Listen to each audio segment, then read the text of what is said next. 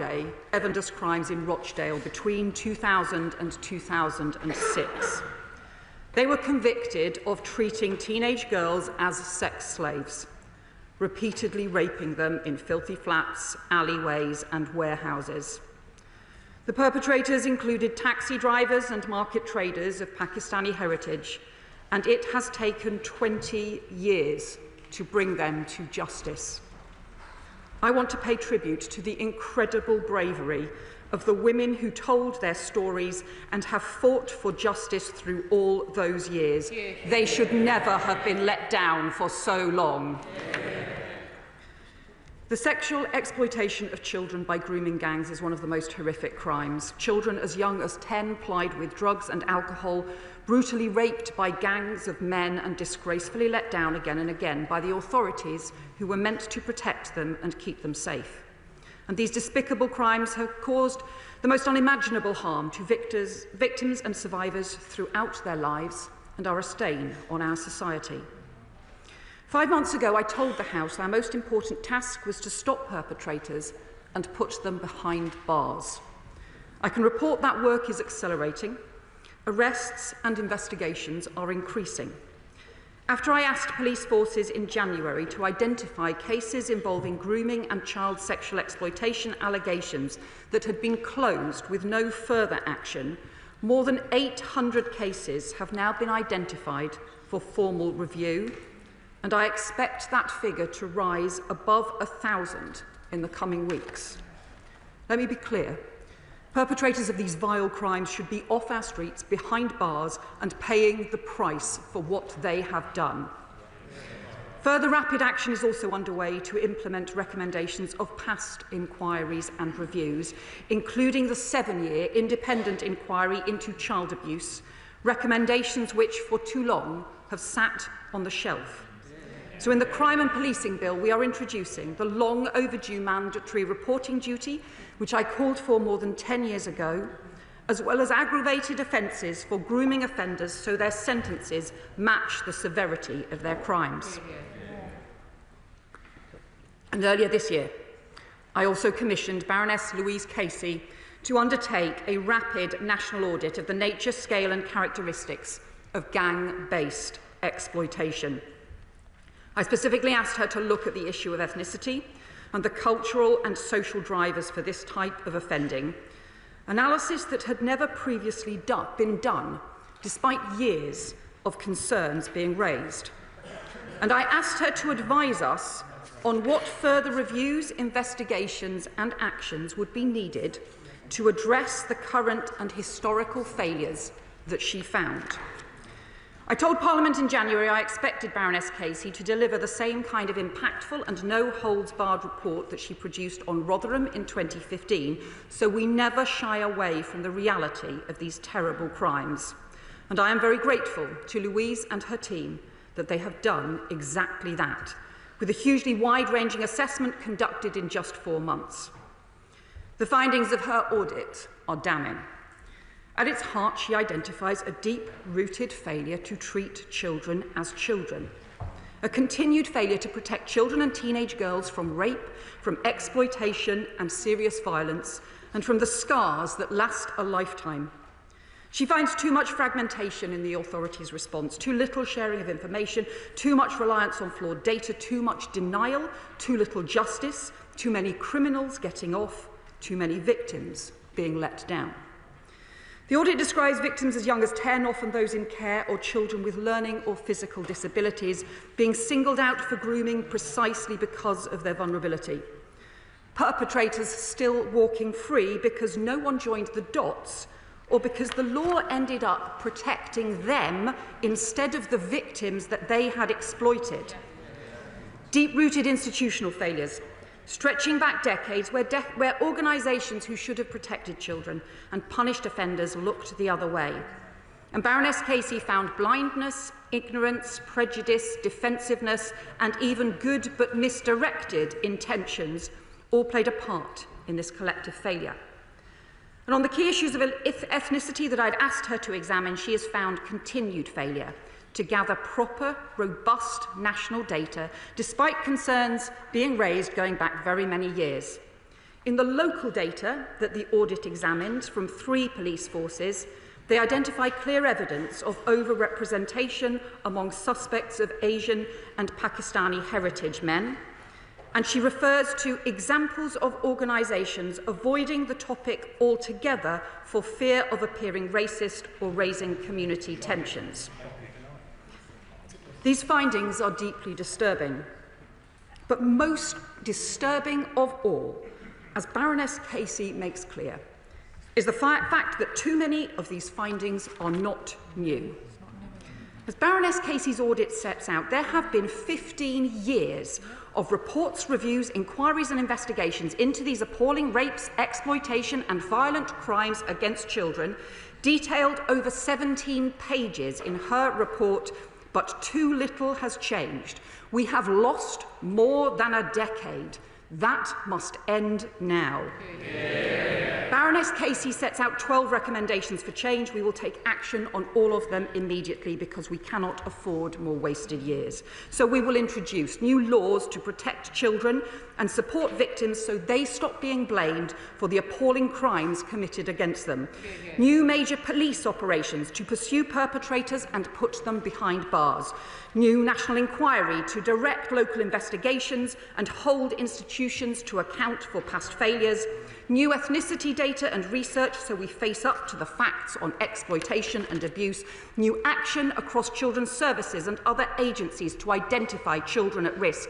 And further action to support child victims and tackle the new forms of exploitation and abuse online.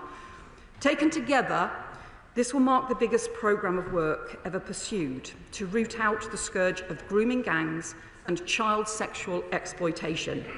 Those vile perpetrators who have grown used to the authorities looking the other way must have no place to hide. So let me spell out the next steps we're announcing today. Baroness Casey's first recommendation is we must see children as children. She concludes too many grooming cases have been dropped or downgraded from rape to lesser charges because a 13 to 15-year-old is perceived to have been in love with or had consented to sex with the perpetrator. So we will change the law to ensure that adults who engage in penetrative sex with a child under 16 face the most serious charge of rape. And we will work closely with the CPS and the police to ensure there are safeguards for consensual teenage relationships. We will change the law so that those convicted for child prostitution offences, while their rapists got off scot-free, will have their convictions disregarded and their criminal records expunged. Baroness Casey's next recommendation is a national criminal operation. As I've set out, arrests and investigations are rising, but the audit recommends us going further. So I can announce the police will launch a new national criminal operation into grooming gangs, overseen by the National Crime Agency, bringing together for the first time all arms of the policing response, and will develop a rigorous new national operating model which all forces across the country will be able to adopt, ensuring grooming gangs are always treated as serious and organised crime. And so rapists who groom children, whether their crimes were committed decades ago or are still being committed today, can end up behind bars. But alongside justice, there must also be accountability and action. We've begun implementing the recommendations from inquiries past, including Professor Jay's independent inquiry, and we've said that further inquiries are needed to get accountability in local areas. I told the House in January I would undertake further work to look at how to ensure those inquiries could get the evidence they needed to properly hold institutions to account, and we have sought responses from local councils too. We asked Baroness Casey to review those responses as well as the arrangements and powers that had been used in past investigations and inquiries to consider the best means to get to the truth. Her report concludes that further local investigations are needed, but they should be directed and overseen by a national commission with statutory inquiry powers. We agree, and we will set up a national inquiry to that effect. Baroness Casey is not recommending another overarching inquiry of the kind conducted by Professor Alexis Jay, and she recommends that the inquiry should be time limited. but its purpose must be to challenge what the audit describes as continued denial, resistance and legal wrangling among local agencies, and we will set out the further details on the national inquiry in due course. Mr. Speaker, I warned in January that the data collection we had inherited from the previous government on ethnicity was completely inadequate. It was only collected on 37% of suspects. Baroness Casey's audit confirms that ethnicity data is not recorded for 2/3 of grooming gang perpetrators, and she says it is not good enough to support any statements about the ethnicity of group-based child sexual exploitation offenders at the national level. I agree with that conclusion, and frankly, it is ridiculous and helps no one that this basic information is not collected, especially when there have been warnings and recommendations stretching back 13 years about the woefully inadequate data on perpetrators, which prevents patterns of crime being understood and tackled. The immediate changes I announced in January to police recording practices are starting to improve the data, but we will need to go much further. Baroness Casey's audit examined local-level data in 3 police force areas, Greater Manchester, West Yorkshire and South Yorkshire, where high-profile cases involving Pakistani heritage men have long been investigated and reported, and there they found the suspects of group-based child sexual offences were disproportionately likely to be Asian men. She also found indications of disproportionality in serious case reviews. And while much more robust national data is needed, we cannot and must not shy away from these findings because, as Baroness Casey says, ignoring the issues, not examining and exposing them to the light, allows the criminality and depravity of a minority of men to be used to marginalise whole communities. The vast majority of people in our British, Asian and Pakistani heritage communities continue to be appalled by these terrible crimes and agree that the criminal minority of sick predators and perpetrators in every community must be dealt with robustly by the criminal law. Baroness Casey's review also identifies prosecutions and investigations into perpetrators who are white, British, European, African or Middle Eastern, just as Alexis Jay's inquiry concluded that all ethnicities and communities were involved in appalling child abuse crimes. So to provide accurate information to help tackle serious crimes, we will make it a formal requirement for the first time to collect both ethnicity and nationality data for all cases of child sexual abuse and exploitation, and we will commission new research into the cultural and social drivers of child sexual exploitation, misogyny and violence against women and girls, as Baroness Casey has recommended. The final group of recommendations from the audit is about the continued failure of agencies who should be keeping children safe to share vital information or act on clear signs of risk. And worryingly, the audit finds that whilst reports of child sexual abuse and exploitation to the police have gone up, the number of child sexual abuse cases identified for protection plans by local children's services has fallen to its lowest ever level, but no one has been curious as to why. And the audit details an abysmal failure to respond to 15 years' worth of recommendations and warnings about the failings of interagency cooperation. So we will act at pace to deliver on Baroness Casey's recommendations on mandatory sharing of information between agencies and on unique reference numbers for children, the work already being taken forward by my right honourable friend, the Education Secretary. And my right honourable friend, the Transport Secretary, will also work at pace to close loopholes in the law on taxi licensing. Finally, I want to respond to 3 other important issues identified by Baroness Casey in her report, but where she has not made specific recommendations. On support for victims, my right honourable friend, the Health Secretary, will fund additional training for mental health staff in schools on identifying and supporting children and young people who have experienced trauma, exploitation and abuse.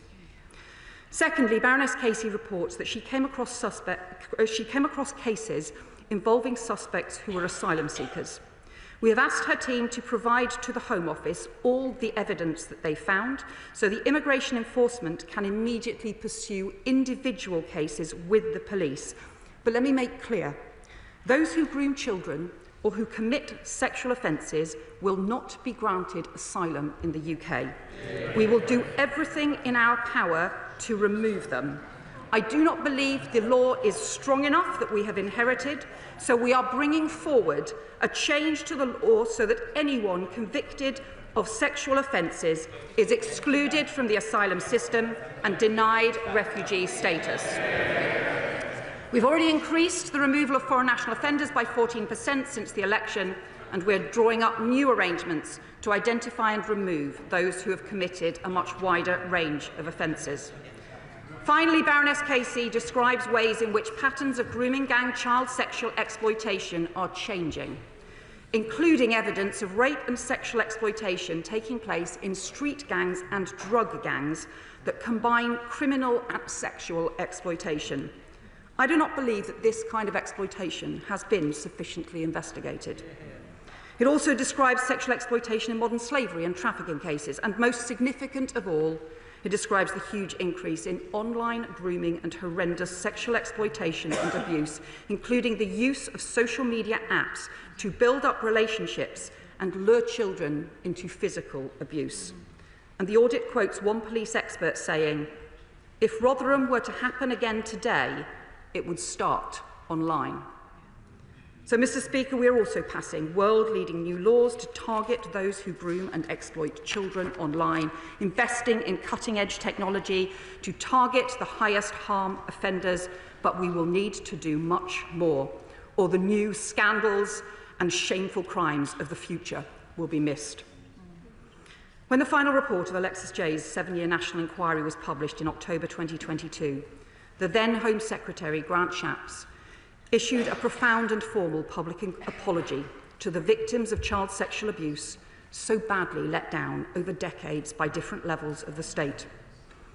As Shadow Home Secretary at that time, I joined him in that apology on behalf of the opposition and extended it to victims of child sexual exploitation too.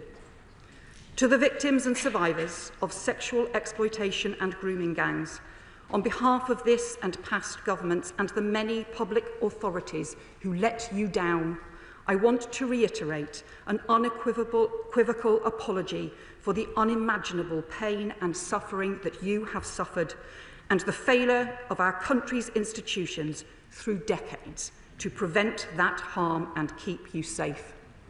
But words are not enough. Victims and survivors need action. The reforms I've set out today will mean the strongest action any government has taken to tackle child sexual exploitation, more police investigations, more arrests, a new inquiry, changes to the law to protect children, and a fundamental overhaul of the way organisations work to support victims and put perpetrators behind bars. But none of this will work unless everyone is part of it, unless everyone works together to keep our children safe. I commend this statement to the House. Right. Hopefully it's now available in the table office for those members who wish to see the report. The other thing is, the Home Secretary quite rightly took longer than expected, and I have no problem with that. Just to say to the Leader of the Opposition, Kemi Badenoch, the same is available as well, and to the Lib Dems. Kemi Badenoch. Mr. Speaker, I'd like to thank the Right Honourable Lady for advance sight of this statement. Although I must say, I couldn't believe my ears, listening to the Home Secretary's statement as if this was their plan all along, when we all know it is another U-turn. After months of pressure, the Prime Minister has finally accepted our calls for a full statutory national inquiry into the grooming gangs. And I welcome that we have finally reached this point. And we must remember that this is not a victory for politicians, especially the ones like the Home Secretary who had to be dragged to this position, or the Prime Minister. This is a victory for the survivors who have been calling for this for years. I have been speaking to many who do not have confidence that a government that ignored their concerns will deliver. But before I turn to the detail of the Home Secretary's statement, I want to recognise the tireless work of those who refuse to let this issue be buried. Survivors like Fiona Goddard, who bravely waived her anonymity, and the parents of survivors like Marlon West, who I spoke to this morning. Maggie Oliver, whose courage in speaking truth to power has been instrumental in bringing us to this point. The late Andrew Norfolk, whose fearless journalism brought these crimes to light, Baroness Casey for her review, and Charlie Peters, who has consistently been a voice for the voiceless. Mr. Speaker, the Prime Minister's handling of this scandal is an extraordinary failure of leadership. His judgment has once again been found wanting. Since he became Prime Minister, he and the Home Secretary dismissed calls for an inquiry because they did not want to cause a stir. They accused those of us demanding justice for the victims of this scandal as, and I quote, jumping on a far-right bandwagon. Yes. A claim the Prime Minister's official spokesman restated this weekend. Shameful. It has been left to Conservatives time and time again to force this issue. 3 times, Mr. Speaker. 3 times. They can mutter now. They all mutter now. 3 times, Mr. Speaker, these Labour MPs voted against the national inquiry. They voted against it 3 times. Liberal Democrats didn't bother to vote at all, asleep at the wheel. Labour MPs voted against a reasoned amendment to the Children's Bill. At committee stage of that bill, they voted against. At committee stage of the crime and policing... Mr. Swallow, I want you to set a good example. It's a very serious debate. Temps are running high, but I certainly don't want you to see you pointing and shouting and bawling in that way. Okay, Ben. Mr. Speaker, they can point and shout as much as they like. They know the truth as we on the side of the House do. Yes. 3 times, I will repeat myself, Mr. Speaker, 3 times. Labour MPs voted against a reason amendment to the Children's Bill. At committee stage of that bill, they voted against. At committee stage of the Crime and Policing Bill, they voted against a national inquiry. And at Prime Minister's questions, the Prime Minister repeatedly ruled out a national inquiry to the chairs of all of these Labour MPs who are now pretending this is what they believed all along. And no doubt, the Home Secretary, in her response to me, will try and claim that the previous government did nothing. Yes, yes. A wholly false assertion that she should not repeat today. The Conservative government took extensive action, starting with the original Jay report, commissioned in 2014 by the then Home Secretary Theresa May. A year later, she commissioned the independent investigation into child sexual abuse, and Sajid Javid commissioned ethnicity data collection in 2018. So it is wrong, as the Home Secretary said, to claim that ethnicity data collection had not been done, and I will remind her that the Foreign Secretary criticised Sajid Javid at the time, said he was bringing the Office of Home Secretary into disrepute and said he was pandering to the far right for doing exactly what she says she's doing now. They should be ashamed of themselves. We accepted all the recommendations of that previous child sexual inquiry of 2022, except the one to have a new cabinet minister, which would not have made any difference at all to the victims of this scandal. The Home Secretary claimed that the recommendations sat on the shelf. Let me be clear, Mr. Speaker. We went further than those recommendations. It was the Conservatives who established the Grooming Gangs Task Force, which supported police forces to make 807 arrests for group-based child sexual exploitation last year. So don't tell me we did nothing. It is vital, Mr. Speaker, that this inquiry is robust, swift, and above all, independent. There are legitimate concerns about institutions investigating themselves, especially as some of the most egregious cases of institutional failure occurred in Labour-controlled authorities. They can moan as much as they like, Mr. Speaker, but the people out there believe that is why nothing has happened yet. In Greater Manchester, Operation Augusta was prematurely shut down. In Rotherham, under continuous Labour control since 1974, we saw repeated failures. In Telford, where Labour has predominantly held power, the current MP initially rejected calls for an inquiry while serving as council leader. This inquiry must have teeth. It must start with known hotspots like Bradford and Rochdale, and I commend my honourable friend, the member for Keighley, for his persistent advocacy of this issue. We need clear commitments, Mr. Speaker. For example, will the inquiry examine the role of ethnicity in these crimes, confronting hard truths about potential cover-ups motivated by fears of appearing racist? There's no point then muttering. The Home Secretary said it herself. I spoke to the father of a survivor. Just this morning, and he told me the survivors need to have someone who is independent that they can go to and trust. Yeah. It is no use them being forced to speak to the same authorities who ignored them in the first place. Yeah. Yeah. So will this inquiry ensure that no one, whether police officers, councillors or council officials, is beyond scrutiny? The government's approach to the Casey review itself raises serious concerns. While the review's findings are crucial, we as legislators are sent here to make decisions, not to outsource the difficult ones. The Prime Minister has waited months for someone to take this decision for him. This is the kind of dithering and delay that the survivors complained about. Mr. Speaker, we need answers to the following questions. The House deserves to know what changed the Prime Minister's mind from thinking this was dog whistle far-right politics to something he must do. When exactly did Baroness Casey submit her findings to Downing Street, and did the government request any changes to her report? Does she agree that anyone in authority who deliberately covered up these disgusting crimes should be prosecuted for misconduct in public office, and those prosecutions should happen alongside, not after, the inquiry? Because we believe that anyone in the police, local authorities, social services, or even the CPS who covered this up because they cared more about so-called community relations than about protecting vulnerable girls as young as 10 years old should be pursued. And we welcome her comments about perpetrators not being able to make asylum claims. I will remind the Home Secretary that we put forward an amendment in the Borders Bill, and she and all her colleagues voted against that very measure. So does she now agree that perpetrators should also not be able to make human rights claims to avoid deportation, and will she legislate to do that? Will the inquiry be concluded within 2 years, and will every one of the 50 towns affected be covered, including Bradford, which is still refusing to conduct an inquiry into this? And will those local inquiries have the power to summon witnesses, or is that power only for the national inquiry? And most critically, we need a clear timeline for conclusions and actions. The victims cannot wait another decade for justice. We should be able to do this in 2 years. And finally, Mr. Speaker, we didn't need to commission a report to tell us what we already knew.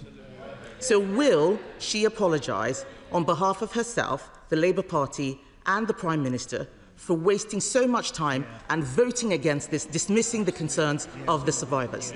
The House, the British public, and most importantly, the many brave survivors deserve clear answers from a government of dithering and delay. What was the answer you gave the survivors? I have to say to the Leader of the Opposition, I don't think she can have read this report and the seriousness of its conclusions, because it sets out a timeline of failure from 2009 to 2025. Repeated reports and recommendations that were not acted on child protection, on police investigations, on ethnicity data, on data sharing, on support for victims. For 14 of those 16 years, her party was in government, including years when she was the Minister for Children and Families, then the Minister for Equalities, covering race and ethnicity issues and violence against women and girls. And I didn't hear her raise any of these issues until January of this year. She will know the Prime Minister didn't just raise them, he acted on them, bringing the first prosecutions against grooming gangs, calling for action to address ethnicity issues in 2012. And she will know that the Safeguarding Minister and I have raised these issues repeatedly. She referred to the Professor Alexis J. independent inquiry into child sexual abuse. I called for and strongly supported that inquiry, and also on a cross-party basis. We wanted that inquiry to work and supported its conclusions. but her party did absolutely nothing to implement those conclusions.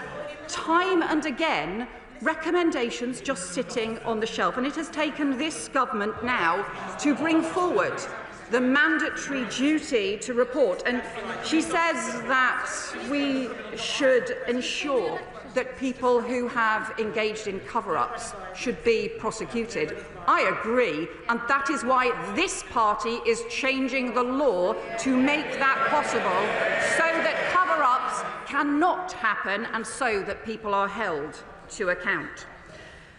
She'll also know that the votes she's referred to, what she wanted to do, and the amendment she put forward, would have wrecked the children's well-being and schools bill. The very bill which includes 2 of Baroness Casey's recommendations strengthening child protection, recommendations that she and her party refused to introduce over 14 years. And I am sorry that she chose not to join in the apology to victims and survivors for decades of failure that was a cross-party apology in 2022. And it should be again if she really had victims' interests and the national interest at heart. Thank you, Mr. Speaker. And I listened, I sat with a cold fury at what was coming out of the mouth of the Leader of Opposition. Because much of it is beneath contempt. Can I commend today's statement, and can I commend her for commissioning a fiercely independent figure like Louise Casey to conduct this national audit, without which we would not have had today's outcome. In Rochdale, we know all too well how many years it has taken for victims to get the justice they deserve. They have waited many, many years to see these sick criminals locked up and put behind bars. But also, I mean, only last week we had 7 more of these perverts locked up in Rochdale, and that is a testimony to the police and the prosecution who finally got these cases together. But the victims also want accountability for anyone in a position of authority, as she has said, anyone who found out about this and failed to act, or knew about it and failed to act. So does she agree with me that no councillor of any political party, no social worker, no police officer, no council officer and no ethnic group should hide from the fierce scrutiny of this national inquiry? My honourable friend is right to raise the appalling case in his constituency where 7 people were convicted on Friday. And he will know as well that there are further criminal investigations still ongoing as well, and it is shameful how long it has taken to get justice for those victims.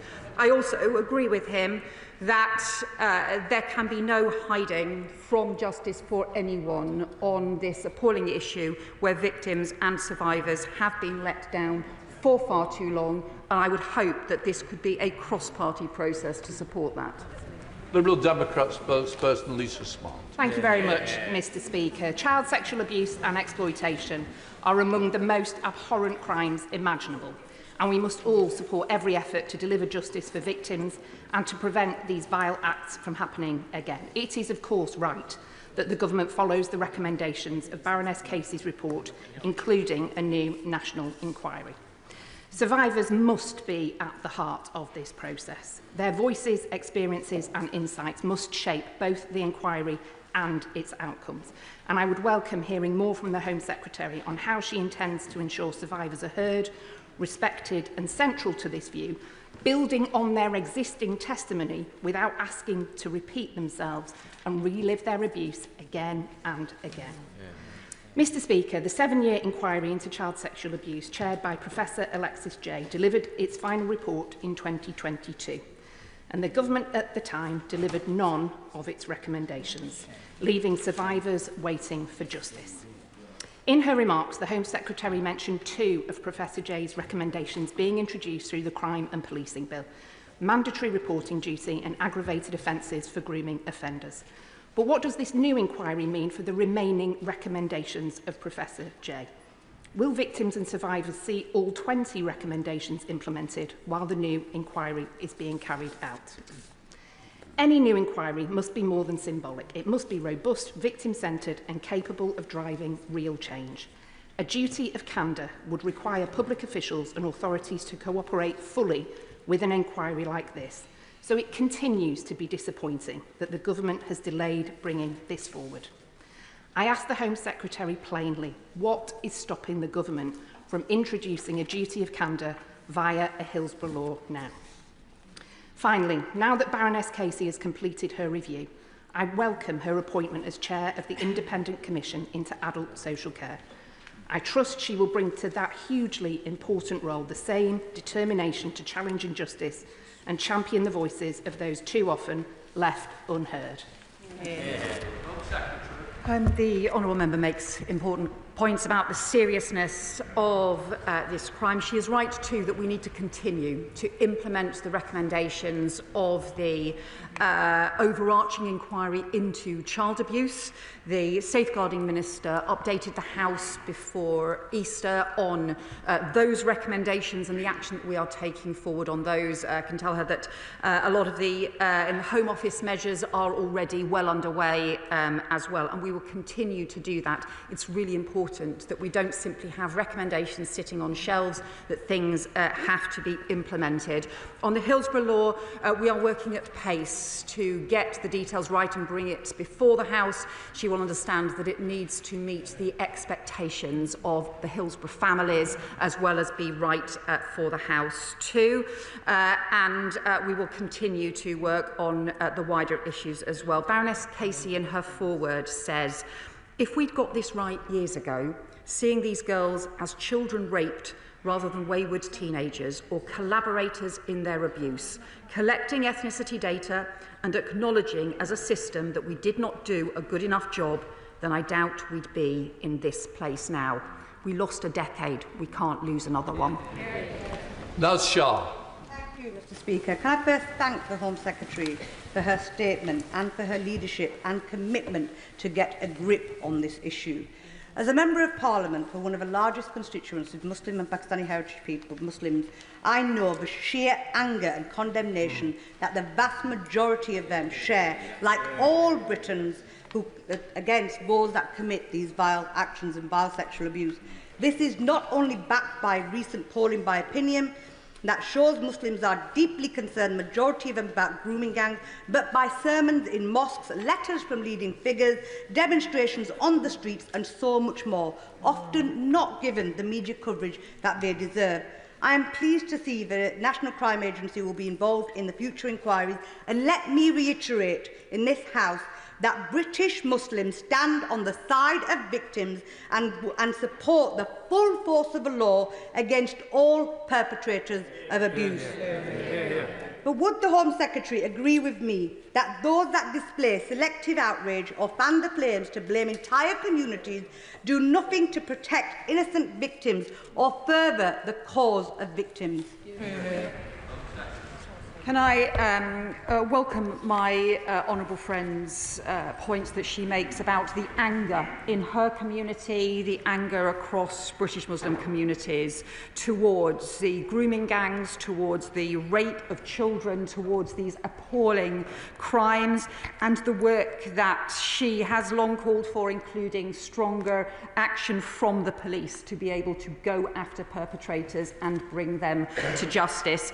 She is right that this is shared right across communities, is the horror at crimes committed against children and particularly against young girls. It is in the interests of those children and of those victim survivors that we have reforms now. The Home Affairs Select Committee, Karen Bradley. Thank you very much, Mr. Speaker.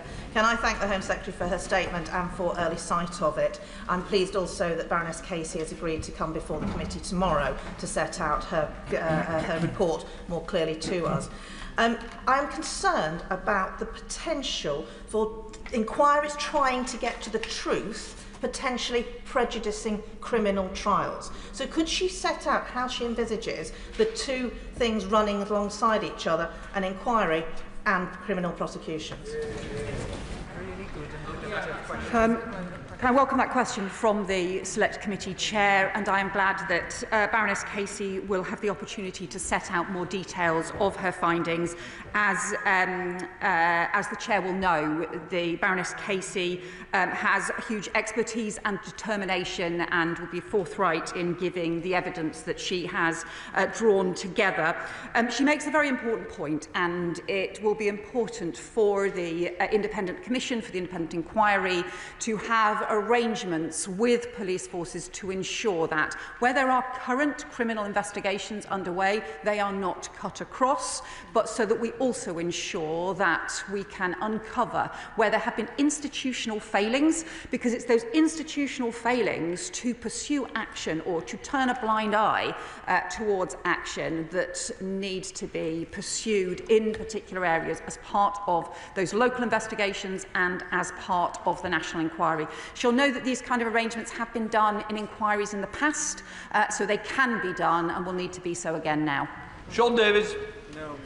First, I want to praise and pay tribute to survivors from right across the country, and again highlight the survivors who worked in Telford alongside myself and other organisations to do that local-based review. The reason we did a local-based review was because the then Home Secretary Amber Rudd and the then local government minister Rishi Sunak refused to provide a statutory inquiry into Telford. And that's why we worked together with the Police and Crime Commissioner, who happens to be a Conservative, and people from across the political spectrum to take this out of the party political field and try and find answers in our small part of the world. Mr. Speaker, what we do need, though, is action. Action in regards to the J inquiry, action in regards to the Casey review, but also, Home Secretary, the number of local reviews that have taken place up and down this country that have not been on the desks of ministers over the last 14 years and have not therefore received the attention that they deserve. Does she agree? My honourable friend is right to say what we need is change and action. Recommendations from inquiries need to be implemented. The Telford inquiry that took place had as part of its strength was that it involved victims and survivors at the very heart of the inquiry, and also had serious plans to ensure that the recommendations were then taken forward and implemented, and had ways in which to follow up to make sure that those recommendations were implemented. That is crucial. It's no good just having inquiries where recommendations sit on a shelf. We have to make sure that they are implemented alongside pursuing answers. Robbie Moore. Thank you. And can I just start by saying that the fact that victims and survivors of this horrific crime have quite literally had to become campaigners themselves to reach this outcome is something that should make everybody in this House stop and think. When I last met the Safeguarding Minister with leading child abuse lawyer David Greenwood, we pointed out the very fundamental flaw in her own government's grooming gang strategy, and that was the completely ridiculous decision to give council leaders in areas like Keighley and the wider Bradford district the option to simply say no to an inquiry. So now that we have an inquiry equipped with statutory powers, can I ask the Home Secretary, what message does she have for local leaders in my region who think that they can still get away with saying no? And what message does she have to say to victims like Fiona Goddard, who is also from my area, who no doubt will be worrying, like me, that there will still be no focus on Keighley and the wider Bradford district? Yeah. Well, I know that the honourable member has met with the Safeguarding Minister. She has also spoken again to Fiona Goddard this morning to ensure that the work that they have been doing and to make sure that victims and survivors' voices and campaigners' voices are heard at the heart of this.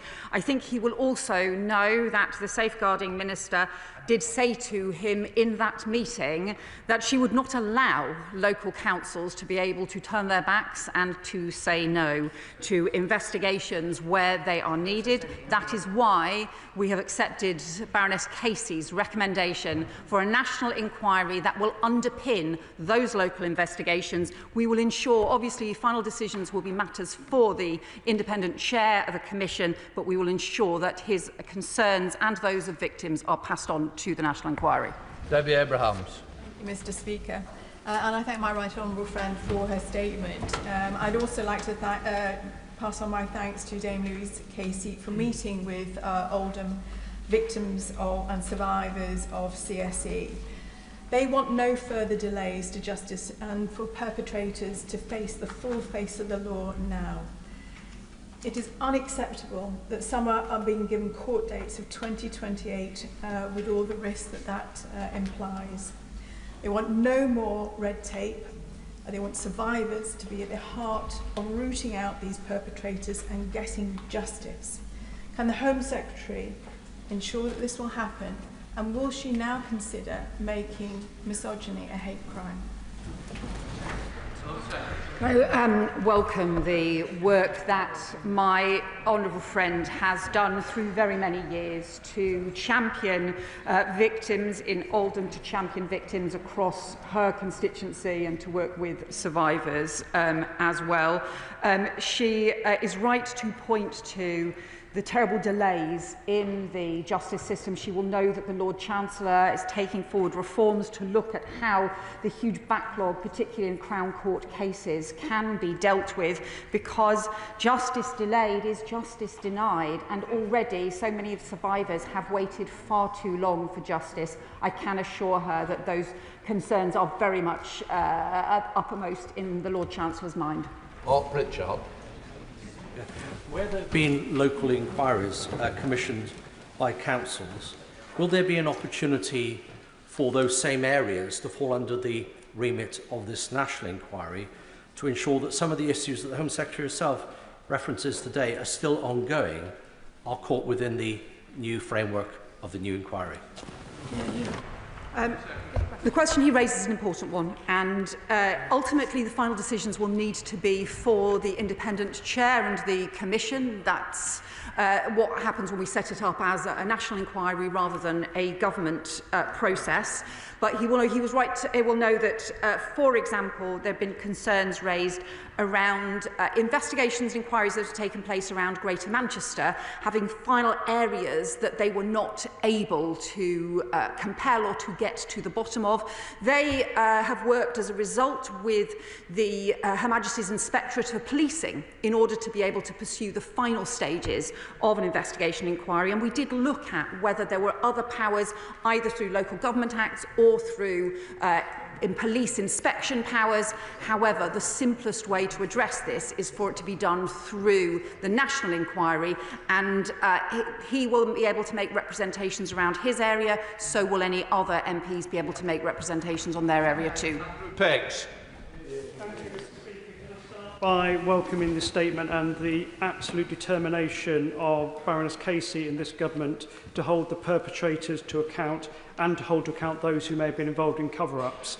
One of the recommendations that comes through in the report is around the confusion between different agencies. A particular element around that is around taxi licensing and taxis from out-of-town areas. Yeah. And I know definitely from my own city of Peterborough, the challenge both to law-abiding, decent taxi drivers undercut by different licensing laws, but also law enforcement and the safety of passengers where we have plates from different areas.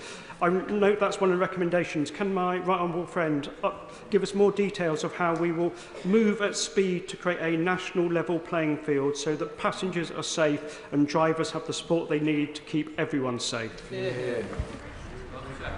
I welcome that point from my honourable friend, because as he will know, there are many local authorities across the country who have worked to ensure that they raise standards and checks in their licensing arrangements, particularly those in areas where there have been serious problems and where there have been criminal cases that have taken place. However, those checks and safeguards can end up being undermined by the licensing of taxis in other areas that do not have those checks. So we are looking to be able to take forward reforms to the law. The Transport Secretary is looking at exactly this issue to make sure we can find a way forward to close that loophole.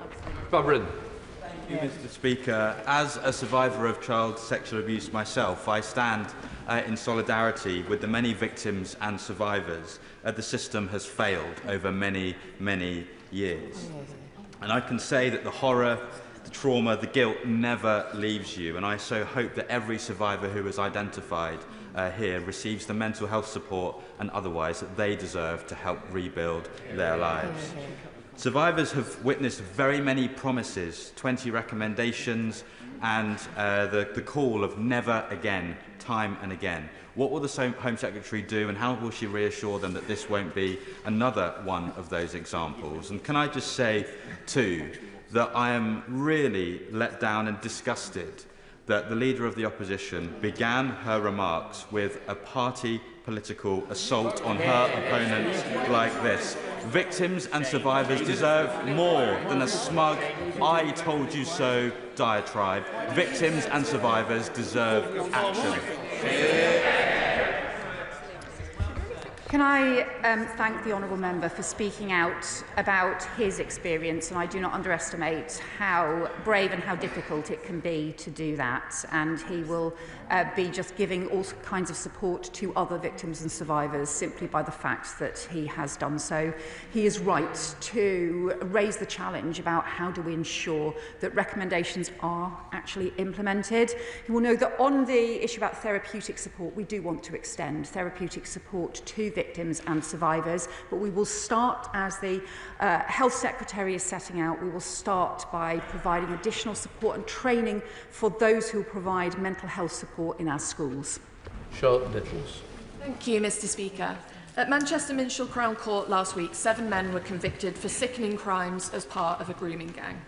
One of their victims, girl A, who was abused by in excess of 50 men, was advised by police to make a claim for criminal injuries compensation, for which she would have received just £22,000.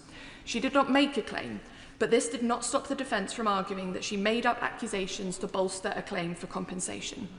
The government will be aware that I've raised on many occasions the inadequacies of the criminal injuries compensation framework for victims of sexual violence and exploitation, and will be aware of recommendations from the ICSA review and the Victims Commissioner on this.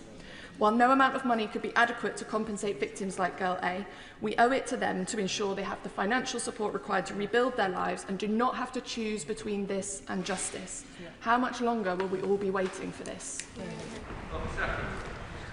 Thank my honourable friend for raising this. The Safeguarding Minister takes this issue very seriously, and the way in which we cannot have issues around the criminal injuries compensation scheme being raised in court in a way that undermines the victims and survivors who have shown bravely that they are able to speak out about abuse that has haunted their lives for so long. We will look at this issue further. Richard Tice. Thank you, Mr. Speaker. I welcome this statement from the Home Secretary and that there will now be a national inquiry. Does the Home Secretary think that that will be finished within, let's say, 2 years for the British people? And given that she quite rightly apologised to the victims and survivors, will she now apologise on behalf of the Prime Minister who smeared and labelled those of us who called for a national inquiry? Yeah.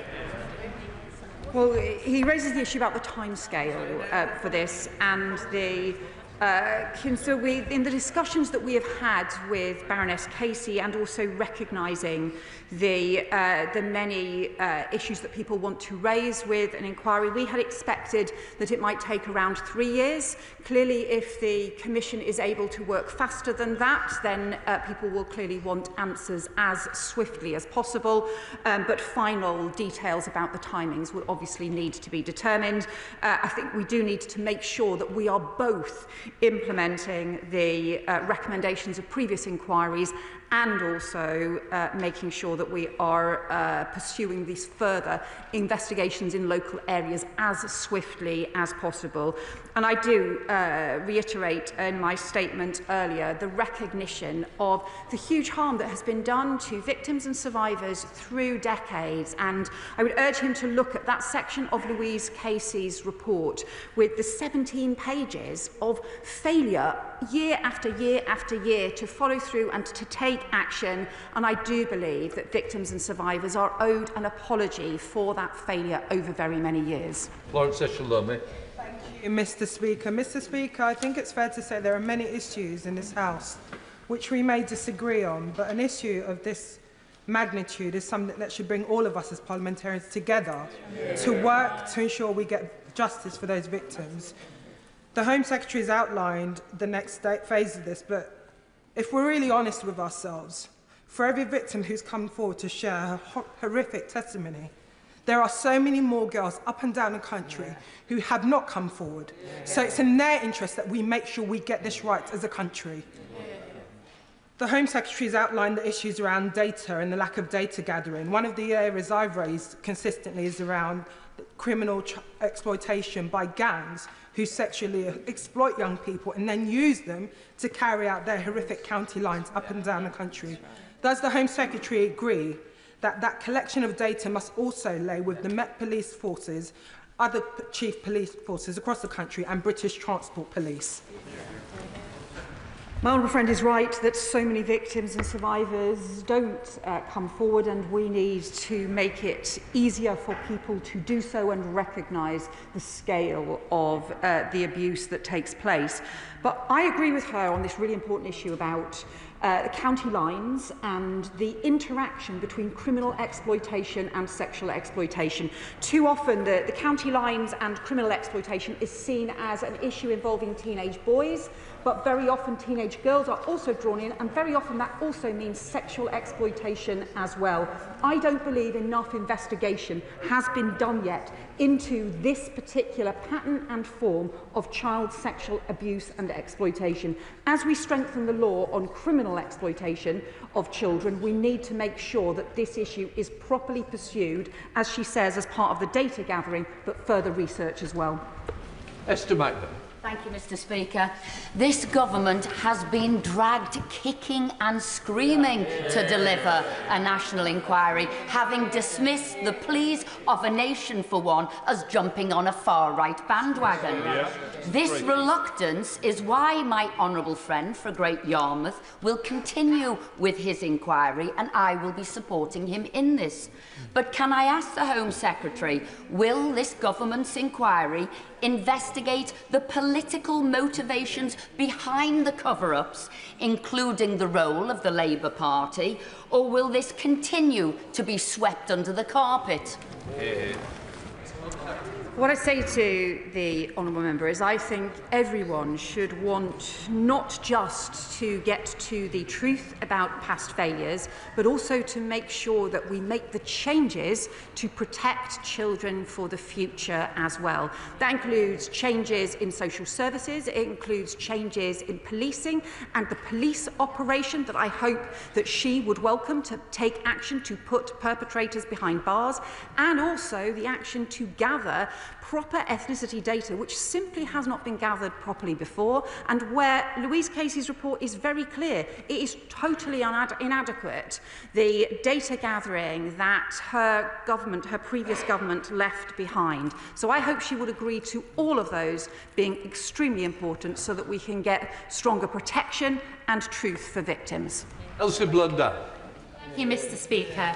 I welcome the government's announcement that there will be a national inquiry. Every penny spent on stamping out the evil of child abusers is money well spent. And although welcome, notice of this inquiry will undoubtedly cause a great deal of trauma and distress for both historic and present-day victims as violations committed against them are revisited.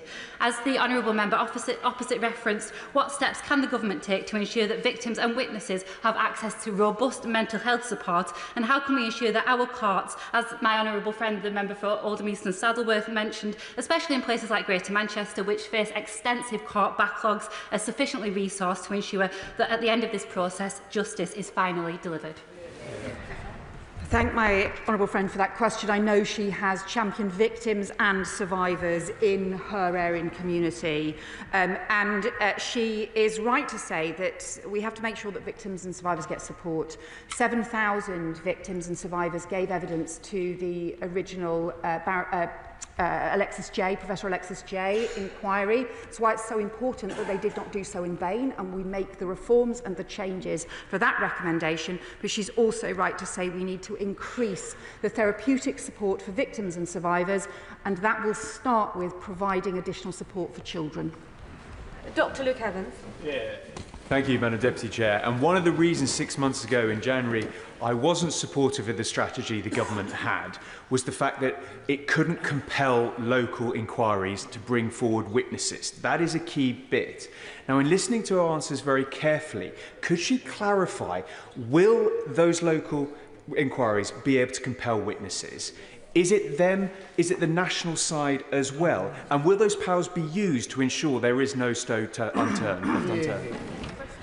So the answer is yes, and I do recognise that this is an issue that the honourable member has raised. I did say back in January that I would undertake further work to make sure that the local investigations did have the powers to compel witnesses to be able to get the evidence. We have concluded, we agree with Baroness Casey, that the right way to do this is to have the national inquiry. So that national inquiry will mean that there are full powers to compel witnesses, to compel evidence in every local investigation that takes place. Those investigations will be directed by the National Commission, by the National Inquiry, as to where and how they take place to make sure they've got those full powers in place. Chris Murray. Thank you, Deputy Speaker. The crime we are discussing today is not just an historic crime. It is happening right now out in communities, and we are failing to protect the current victims of this awful child abuse. So I welcome the new inquiry, but my concern is delay. We have had plenty of inquiries, task forces and reviews where the conclusions have not been implemented. My concern is that this new inquiry will monopolise our attention and not the focus on protecting victims right now. So will the Home Secretary commit that this inquiry will not detract or divert resource from the recommendations we know need to be implemented? And will she also commit that the child trafficking devolved pilot, which we know has been working for 4 years, will be rolled out nationally to protect child victims? Yes, I can tell him that we are going to expand that, and also that we will not let up in the pace of implementing measures and recommendations. That includes the work the Education Secretary is doing already on mandatory reporting, mandatory sharing of data on children at risk, and also the unique identifiers, the work in the Crime and Policing Bill on mandatory reporting, but also, crucially, the police operation. So we have already increased the resources for the policing operations to be able to review closed cases. That is why we already have 800 cases identified for review. We expect that to rise very shortly to over 1,000 cases that were closed with no further action being taken, now being looked at again now, not waiting for the inquiry, but also taking action on them now in order to protect children. Blackman. Thank you, Madam Deputy Speaker. The honourable member for Sheffield South East and I are the sole members of the House that are still here that served on the Housing, Communities and Local Government Select Committee when we conducted the inquiries into Rotherham, both in November 2014 and March 2015. We heard from the victims then about the terrible abuse they'd suffered. We interviewed Dame Louise Casey at great length about her concerns about what was happening and what was being allowed to happen. And there's clearly something still going on which is most prominent victims are young girls taken into care by local authorities from broken homes who've never experienced the love of a family. They then take a view that someone that gives them and expresses some form of love as being something they should like and enjoy. The reality is they're being ruthlessly exploited by individuals that should know better and are evil. The key here then is of concern is the lackadaisical approach that's been taken by many local authorities, social workers, the police and other bodies. And the concern that I have, and I'm sure other members have, and this is genuine, is that a local inquiry won't get those individuals who either turned a blind eye or actually participated in the abuse to actually give evidence. So will she ensure that those inquiries, witnesses called under oath, so that we can get to the bottom of this and make sure those people that turned a blind eye or connived are brought to justice as well as the perpetrators? So I can reassure him that the point of having the national inquiry is to ensure that where local institutions are being examined, there will be the powers from the Commission to be able to compel witnesses, to be able to take evidence under oath, to be able to gather information, papers and evidence as they so see fit in order to make sure that we can get to the heart of institutional failure. But he's also right to say that this really is about vile criminals knowing when teenage girls especially, but when young children are vulnerable to the most appalling exploitation and coercion, the playing with children's emotions and vulnerability to draw them in to what is ultimately violent crime and the most terrible abuse. This does raise questions, particularly about the fact that the number of child protection cases identified around sexual abuse has dropped by social services. We are very concerned about that. The Education Secretary is now investigating that, and also the failure to share data properly around the children who are at risk, the ones who are going missing. It's the evidence from, I think, the work that he did and the committee did 10 years ago about missing children, about children in care. It's all the same evidence now. We've got to be better at pursuing that evidence. Jodie Reid. Madam Deputy Speaker, I strongly welcome the Home Secretary's announcement for an inquiry and its commitment to survivors. And it's absolutely right that the inquiry focuses on the local areas where we know survivors have been failed by the authorities which were supposed to protect them. But it's also essential that we draw the lessons for the whole of the UK. Earlier this year, Professor Alexis Jay from Strathclyde University warned the Home Affairs Select Committee that Scotland is not immune to this kind of organised abuse that we've witnessed elsewhere in the UK, and Scotland's victims and survivors deserve the same assurances of accountability and robust safeguarding measures as anywhere else in the UK. So can I ask the Home Secretary if she will actively seek engagement from the Scottish Government and offer its support and advice to help ensure it also wholeheartedly implements the J recommendations effectively?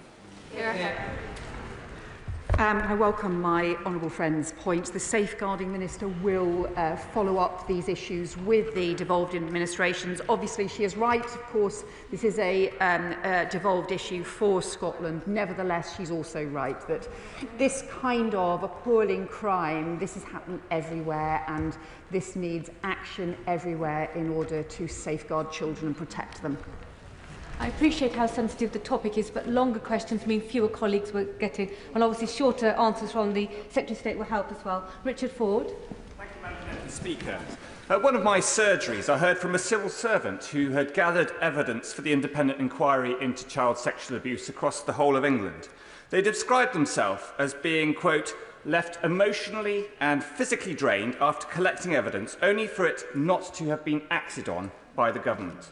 I welcome this government's acceptance of the 12 Casey review findings, but I ask the Secretary of State, will she assure my constituent and other civil servants that there will be no delay in implementing the findings of the IICSA? Well, I can assure him we are taking forward the recommendations already. The Safeguarding Minister updated the House on all of the ICSA recommendations before Easter. Some of them require legislation, and that legislation is passing through, including passing through this House. At the moment, we will have further discussions on those issues later this week. Some of the issues are issues that we are able to take forward already, and we will continue to update the House on the progress on those recommendations. Catherine Atkinson. Thank you, Madam Deputy Speaker. Can I welcome this evidence-led action on grooming gangs? It takes courage to come forward and share deeply traumatic experiences. So will the Home Secretary confirm that this inquiry will build on the evidence and recommendations already collected over previous inquiries, investigations and reports, including the last national inquiry, which in 2022 produced this 200-page report specifically on grooming gangs and looked at over 400 recommendations that had prior to that already been made? And crucially, will she ensure that there is no delay to the action this government is already taken to bring perpetrators to justice, to stamp out these vile crimes and to protect our vulnerable children?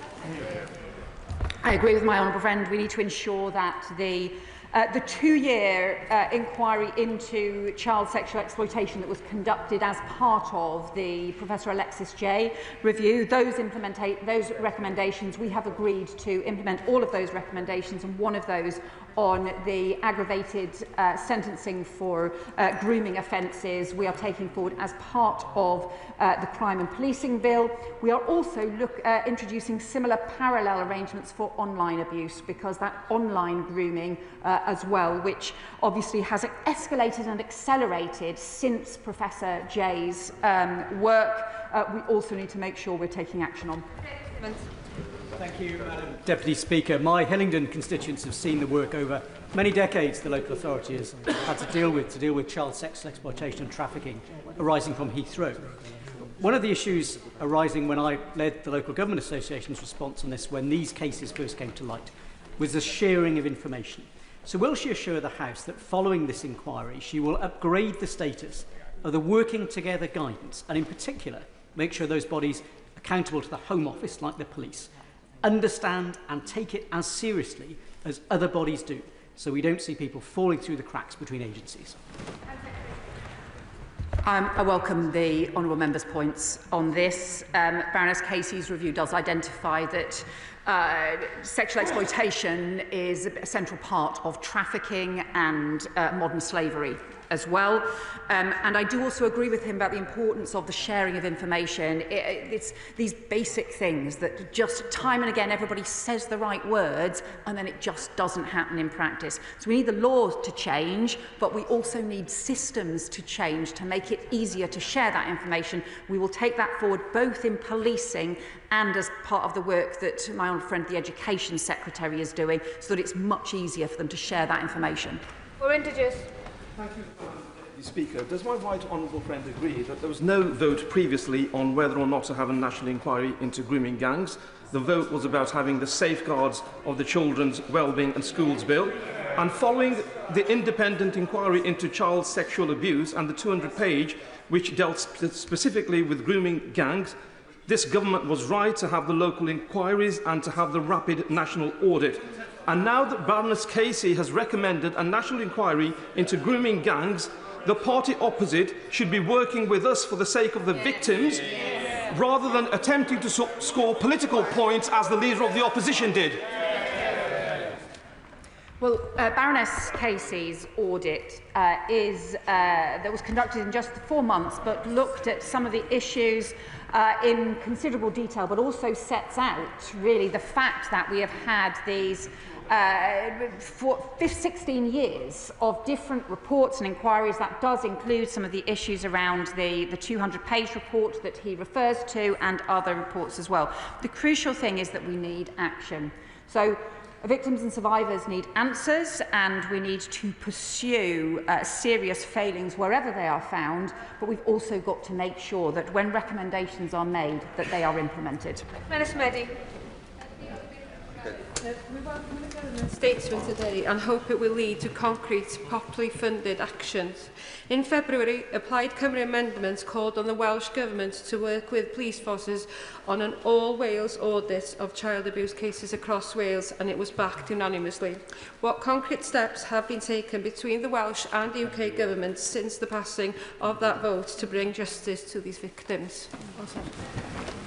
Well, the Honourable Member will know that there are obviously many of the issues around the social services provisions are obviously matters for the Welsh Government, but also issues around policing are covered by the Home Office, and that's why we have already been working with police forces across the country to strengthen the work of the Child Sexual Exploitation Task Force, to be able to look at different cases that have been closed, but also to strengthen their work with local partners in order to be able to pursue these terrible crimes. As part of the policing operation that will be led by the National Crime Agency and drawing on expertise from across the country, we will ensure that that also connects with the work being done by the Welsh Government, and the Safeguarding Minister is following up with devolved administrations. Gareth Snell. Thank you very much, Madam Deputy Speaker. Further to the quite pertinent comment from the Honourable Gentleman for Harrow East, the broken social care system for children in this country potentially is creating future victims today. And whilst a review at local level will look at what happened in the past, we need to make sure that we are doing our best to make sure that these crimes by appalling people aren't continuing in the future. So can the Home Secretary say a little bit more about what she might be doing with the Education Department to make sure that those young people who are being groomed online and groomed in public today can help spot those signs so they know to ask for help, and they can ask for help at the pertinent time, because otherwise, unfortunately, we may see this cycle continuing for decades to come. Home Secretary. Well, I agree with my honourable friend that we need the action across social services, and that's why the Children and Wellbeing Bill that the Education Secretary is taking forward is so important. The issues around the online grooming and the online exploitation are immensely important, and that is both about the abuse that stays online, often forcing children to get involved in the most appalling abuse and acts by that online blackmail and pressure and coercion, but also the way in which it's being used to provoke offline, to lead to then offline physical abuse and contact abuse as well. We are working with the National Crime Agency on new technology to be able to address this, but also with the Education Department on how we also build children's resilience in dealing with these crimes. Madam Deputy Speaker, much has been made in the House this afternoon of the fact that a former Director of Public Prosecutions, now Prime Minister, instigated a prosecution against grooming gangs. That being so, he was clearly better placed than most of us to understand the need for the national inquiry that he so rigidly resisted initially. But I'd like to associate myself with the apology offered by the Right Honourable Lady to the House on behalf of all of us and all of the authorities that have failed young people so dismally. Those young people now want to know that they can have confidence and trust in the national inquiry and in who leads it. Can she tell the House who that is likely to be and what terms of reference they will have? Home Secretary.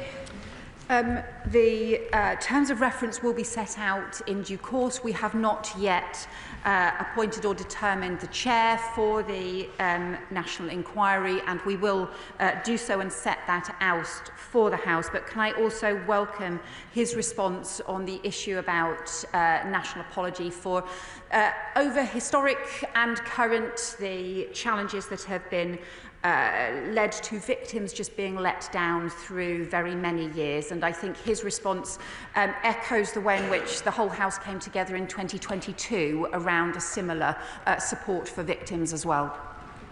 Jason. Thank you, Madam Deputy Speaker. I welcome the Casey report and the new actions outlined by the Secretary of State today.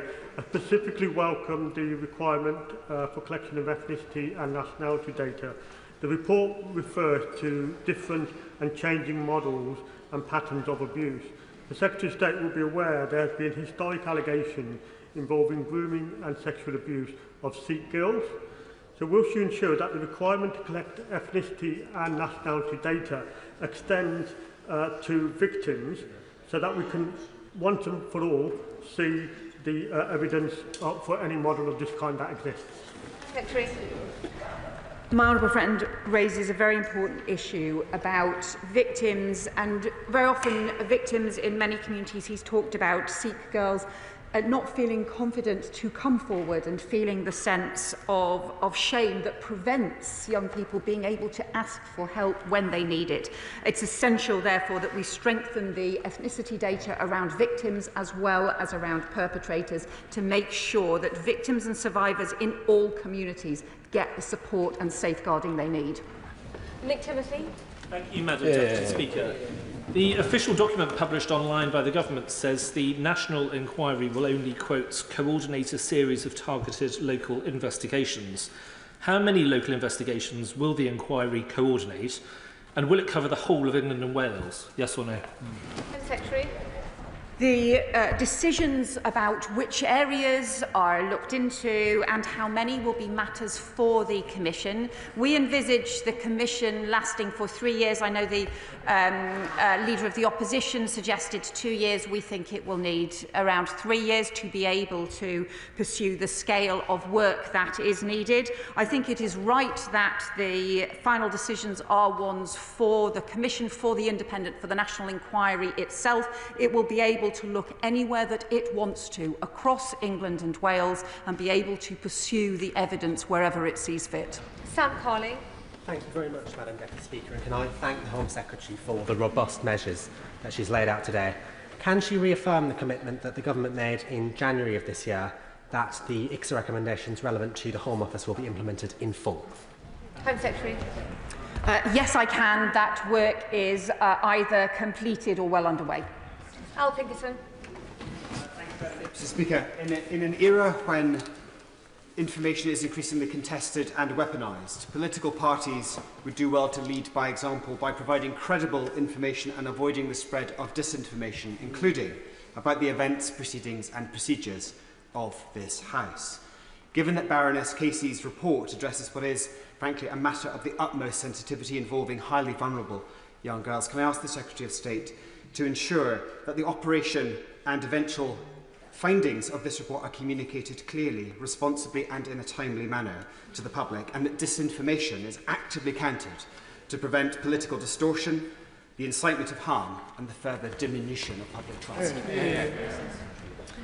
I think I respect the really important points the Honourable Member makes, and that one of the issues, in fact, that Baroness Casey particularly raises is having inaccurate information, whether it be about ethnicity, whether it be about anything else. Having inaccurate information can cause huge problems, and the more that we make sure that information is robust, the better. Baroness Casey will also, as the Select Committee Chair said, be giving evidence tomorrow, and so people will also be able to hear directly from her as well as reading her report. Thank you, Madam Deputy Speaker. The victims and survivors of the grooming gangs and CSC have been institutionally let down, and we must make sure they are front and centre in our approach. So can I join other colleagues in saying that court delays must be looked at? This is a particular issue in West Yorkshire, and it's traumatic for the survivors. And can I just mention Baroness Casey reports on the Smith algorithm which West Yorkshire Police developed, which brought hundreds of people in scope as victims and survivors and helped prosecution rates. So can I ask that best practice is shared? Home Secretary. Yeah, Baroness Casey was impressed by the work that West Yorkshire Police had done using what they called the Smith algorithm. It's included in her report, which looks at just risk factors, looks at children missing from home, or repeated missing episodes, children in care, children missing from school, and areas where there were high risks, and use that in order to identify people who might be victims of child grooming and sexual abuse and exploitation, and then to pursue that evidence. And it's because they have done that that they have had a series of effective and successful prosecutions that have put perpetrators behind bars. And I join my honourable friend in welcoming that work they have done. Joy Morrissey. Thank you, Madam Deputy Speaker. I'd like to ask the Home Secretary, Madam Deputy Speaker, about the Sikh community that has come forward about historic sexual and child sexual abuse of Sikh women. And what they have said is these Sikh girls, when they came to the local authority, when they came to the police, when they were told, even by the media, that it was an ethnic problem, that was an Asian problem. And I welcome the fact that the Home Secretary is going to be recording data, but what data will that be? And how can Sikh girls who've been abused not be just told it's an Asian problem? Yeah. Can I welcome the point that the Honourable Member has made? It's immensely important that victims and survivors in every community of every ethnicity are able to get justice, are able to get the support they need, and the issues around race and ethnicity are never used as an excuse to ignore victims or to fail to pursue criminals who are committing the most terrible crimes. We want to work with the police to ensure that we can also get effective data and effective recording on victims, but also to make sure that there are the right kinds of services and support in place so that every victim is heard. Clive Efford. Deputy Speaker, I'm shocked that the Conservatives don't seem able to recognise that they were in power for 14 years of the 15 to which Louise Casey refers to in her report. And if they were showing any kind of enthusiasm for an inquiry when they were in government, they would have called it. Now, can I just ask my right, so we can dismiss them? Can I ask my right honourable friend, is she confident that we are getting the voice of the victims here?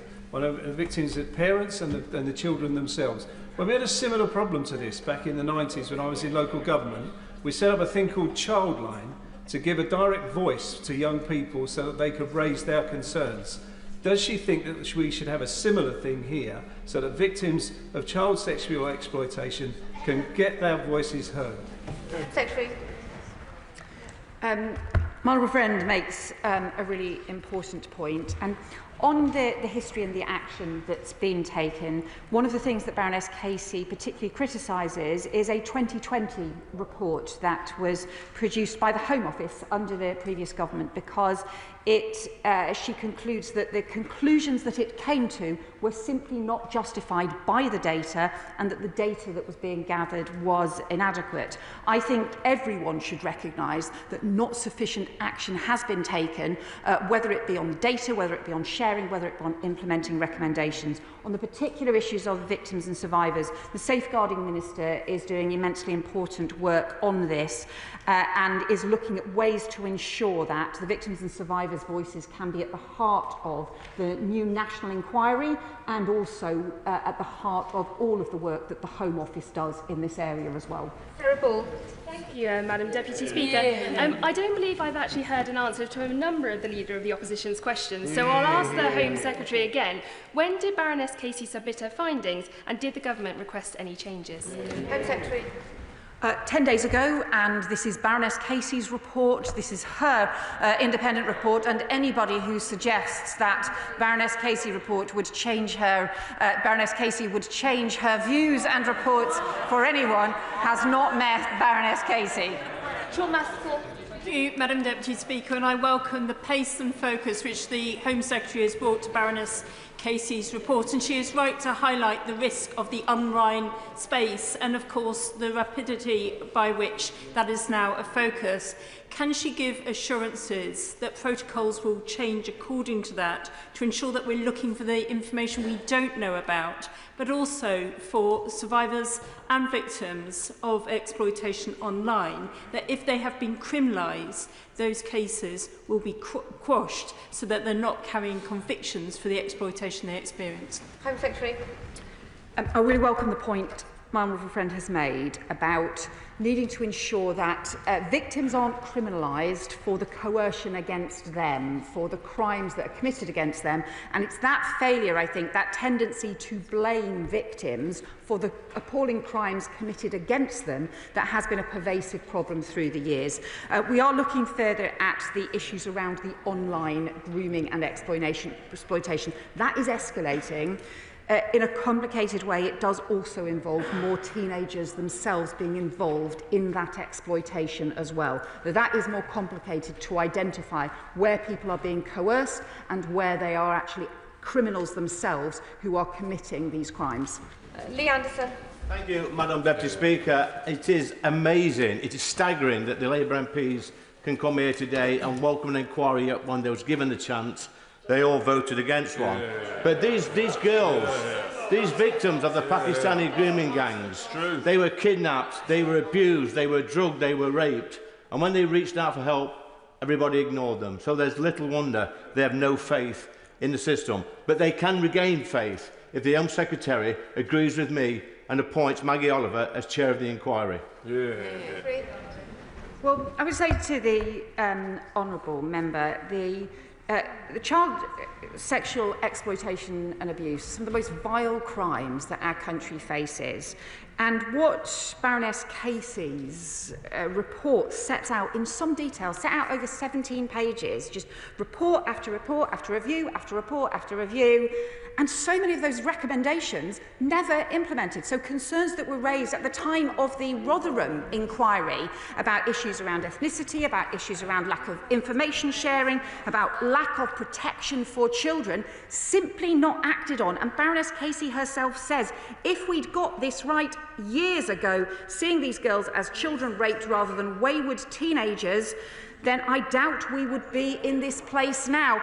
He was a member of the previous government that did fail to do this, and I would hope that he would agree that actually successive governments, successive agencies across the country have failed to act on this, and we need to make sure that there is a proper independent inquiry, as well as, most crucially of all, the action by police to take the operations that will bring perpetrators to justice and put them behind bars. Patricia Ferguson.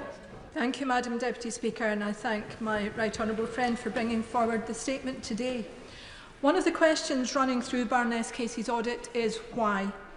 Not just how the type of offending has been allowed to grow unchecked in our society, but what it is that drives people to commit these vile crimes. Can the Home Secretary assure me that the Government will commission serious, thorough, considered research into the drivers of group-based child sexual exploitation, including looking at all the issues around ethnicity and age? And will those findings be shared with the devolved administrations who, as we've heard, have not been exempt from these issues? Yes, I can say to my honourable friend that we do accept this recommendation from Baroness Casey as part of her report. We will commission this research into the drivers of child sexual exploitation and also some of the wider drivers around violence against women and girls as well, so that we have the stronger evidence to keep children safe. Sir Julian Smith. Bradford and Keighley taxis operate in Skipton and South Craven. There's been some horrific cases in that area. Could she confirm that the inquiry will be not too restricted to Bradford and the bigger conurbations? And in the UK, we have a crisis in our inquiry system. They do all take too long. The COVID inquiry is still ongoing. It's an absolute scandal. Could she accelerate the timings, and would she give serious consideration to this public inquiry being held in the north of England? Home Secretary. So I do agree with him that there are challenges with inquiries that can take a very long time and can mean that victims and survivors, or those who are affected by the particular inquiry, can wait for a very, very long time for answers.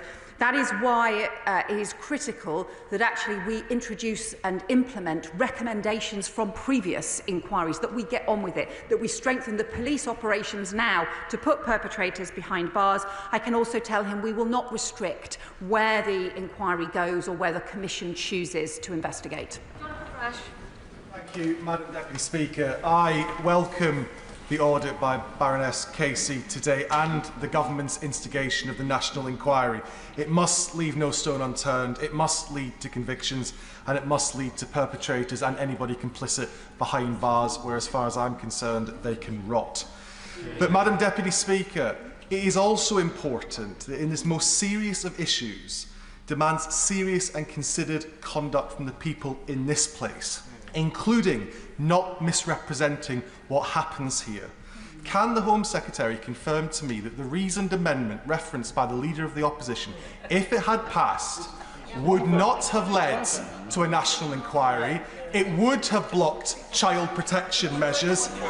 and it weaponises child rape to go after clicks. Home Secretary. Order. Home Secretary. Well, I think we want to see action taken across the board in order to make sure that children are protected and also to make sure that recommendations are introduced. The Children and Wellbeing Bill that the party opposite voted against is the opportunity to implement 2 of the recommendations made in Baroness Casey's audit and in her report, and is right that we should be able to implement those changes in order to strengthen the protection of children and to keep young people safe. Sir Alex Shalbrook. Thank you, Madam Deputy Speaker. I welcome a lot of what the Home Secretary said today, and she keeps referring to institutional failures. Now, in Bradford in 2020, a little girl, Star Chamber, was murdered by her mother's partner. And evidence came to light from neighbours, etc., and from social services that it was dismissed because they were feared of being accused of being homophobic because it was a lesbian couple. I've had issues in my constituency since the last election where worried about other labels that social workers may get. They have a tick box and leave the child at the bottom. So may I ask the Home Secretary that we don't lose sight that there is an institutional failing about people being afraid to offend one group or another, and often losing sight of the fact that the child is the most important part in this care service. Home Secretary. So crime is crime. And the safety of children should always be paramount, whatever the circumstances, and we always need to pursue the evidence. It's why the mantra around policing is to pursue the evidence without fear or favour, and that is the standard that British policing has long applied, and it is the approach that we always have to take to children's safety wherever issues or concerns are raised. Jazz Athwal. Thank you, Madam Deputy Speaker. And can I also put on record my thanks to Baroness Casey and the Home Secretary, the first Home Secretary in 16 years to come here with an independent review. These girls, now women, were abused, traumatised, and then re-traumatised again by a system that did very little to protect them or help them get justice. We should always put the lives and safety of young girls in front of any political concerns, and for that reason, I welcome today's decision. Would the Home Secretary lay out how predators and those who denied victims justice will be held accountable following this inquiry? Home Secretary. Well, it's clear that we need to ensure that recommendations are implemented. One of the conclusions that the Baroness Casey audit comes to is it says the timeline set out above, and this is the history of failed reports in the past, shows a pattern of case after case of offending that is prosecuted, reviewed, and then recommendations for improvement made and repeated, but not followed through. We become so used to hearing about these issues that they become more about justifications for failures than problems that need to be fixed. We have to make sure that these problems are fixed. Greg Stafford.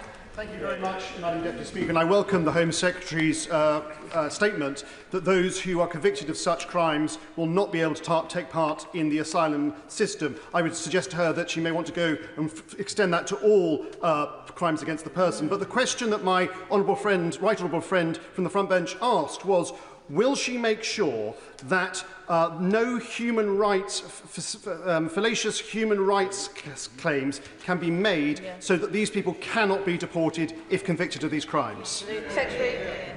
So we are strengthening the safeguards in the asylum system. I think the system that we inherited was too weak, didn't have strong enough systems both to ensure that the rules are respected and enforced, but also particularly to deal with issues around criminality and issues around public risk. So we are strengthening those safeguards, including the law around sexual offences, including looking particularly at the issues about the way in which Article 8 is being interpreted. And also, we are strengthening public protection arrangements. So if there are any issues raised by the police or by others about any safety risk for anybody in the asylum system, we are bringing in new arrangements to ensure that there are joint public protection agreements and arrangements between the police and immigration enforcement to ensure that people can be kept safe. Laura Kirk-Smith. Deputy Speaker, and I welcome the clarity and the focus on action that the Home Secretary has brought to the House today. I spoke this morning to the father of a young woman in my constituency who was the victim of child sexual exploitation. He thinks this is the right way forward, but his concern and mine is for the victims and the survivors whose trauma will be opened up again by this process. As he put it, when you open Pandora's box, you've got to have the tools to deal with whatever comes out. Can the Home Secretary say more about the tools that she will put in place to support the survivors at the heart of this? Secretary.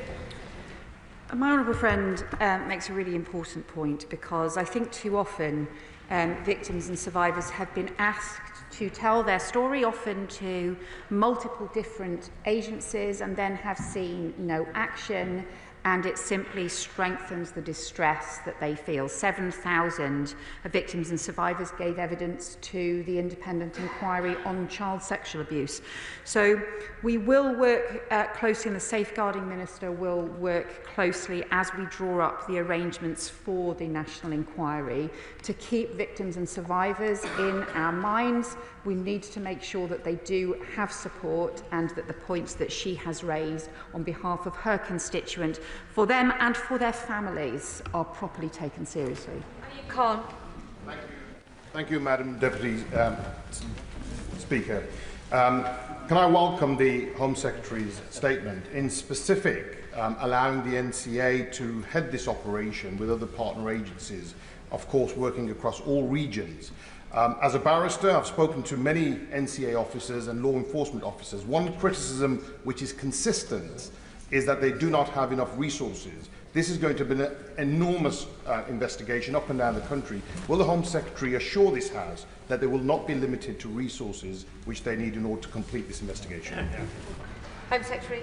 Well, we have already provided some additional resources for policing to be able to undertake the assessment and the identification of cases that were closed that need to be reopened, or where other lines of inquiry need to be followed up. He will know too that the National Inquiry, the National Crime Agency, already does immensely important work through Operation Stovewood around South Yorkshire, and also through the work that it does on online child abuse. What we need to do is to bring all the different programmes of work closely together, involving both the National Crime Agency but also the new Centre for Public Protection that we are setting up as well, which will be about setting new standards across the country and roll out the national operating model that all forces can then follow.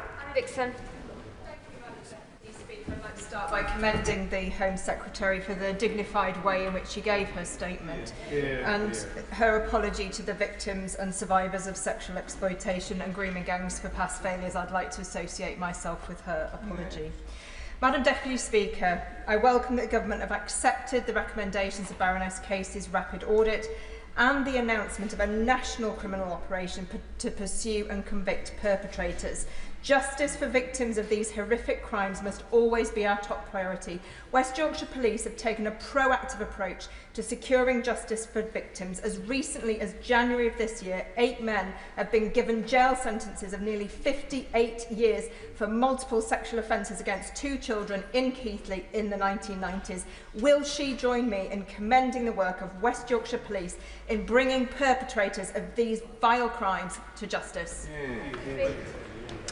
Well, my honourable friend is right to highlight the work of West Yorkshire Police. They have done pioneering work to find new ways to identify victims who may be at risk, to follow the evidence where you have repeat missing cases, and then also to be forensic and determined in the pursuit of action. They have, and I would commend the work of the Assistant Chief Constable as part of this too, and it is learning from the work that they have done that we want to make, following Baroness Casey's recommendation a central part of the national criminal operation. Dr Neil Shastri-Hurst. Thank you very much, Madam Deputy Speaker. And the sexual exploitation of vulnerable children in this country is a stain upon our society. But the victims don't just want to have the truth out, they want transparency. And with that in mind, can the Home Secretary confirm that the government didn't ask Baroness Casey to change any elements of her report? Yes or no? Home Secretary. This is Baroness Casey's independent report. The whole point about asking somebody like Baroness Casey to do an independent report is that you know that she will come to her own conclusions, not anybody else's. As you will see, it has Baroness Casey's forthright style, forthright conclusions, and I think she will make clear in her evidence tomorrow at the Select Committee that these are her conclusions. And Eldridge. Thank you, Madam Deputy Speaker. I want to pay tribute to victims, survivors and campaigners. I am 40 years old, and it has taken me to be 40 to be able to talk about some of the abuse that happened when I was a child. As one of the countless victims living with the impacts of grooming, sexual and psychological abuse, I found it galling to watch Tory and Reform members who never once lifted a finger. No, you didn't. You didn't. You didn't. Not one finger. Order. Shh. You didn't. You're talking through the chair. Quick question. There are many colleagues hoping to contribute.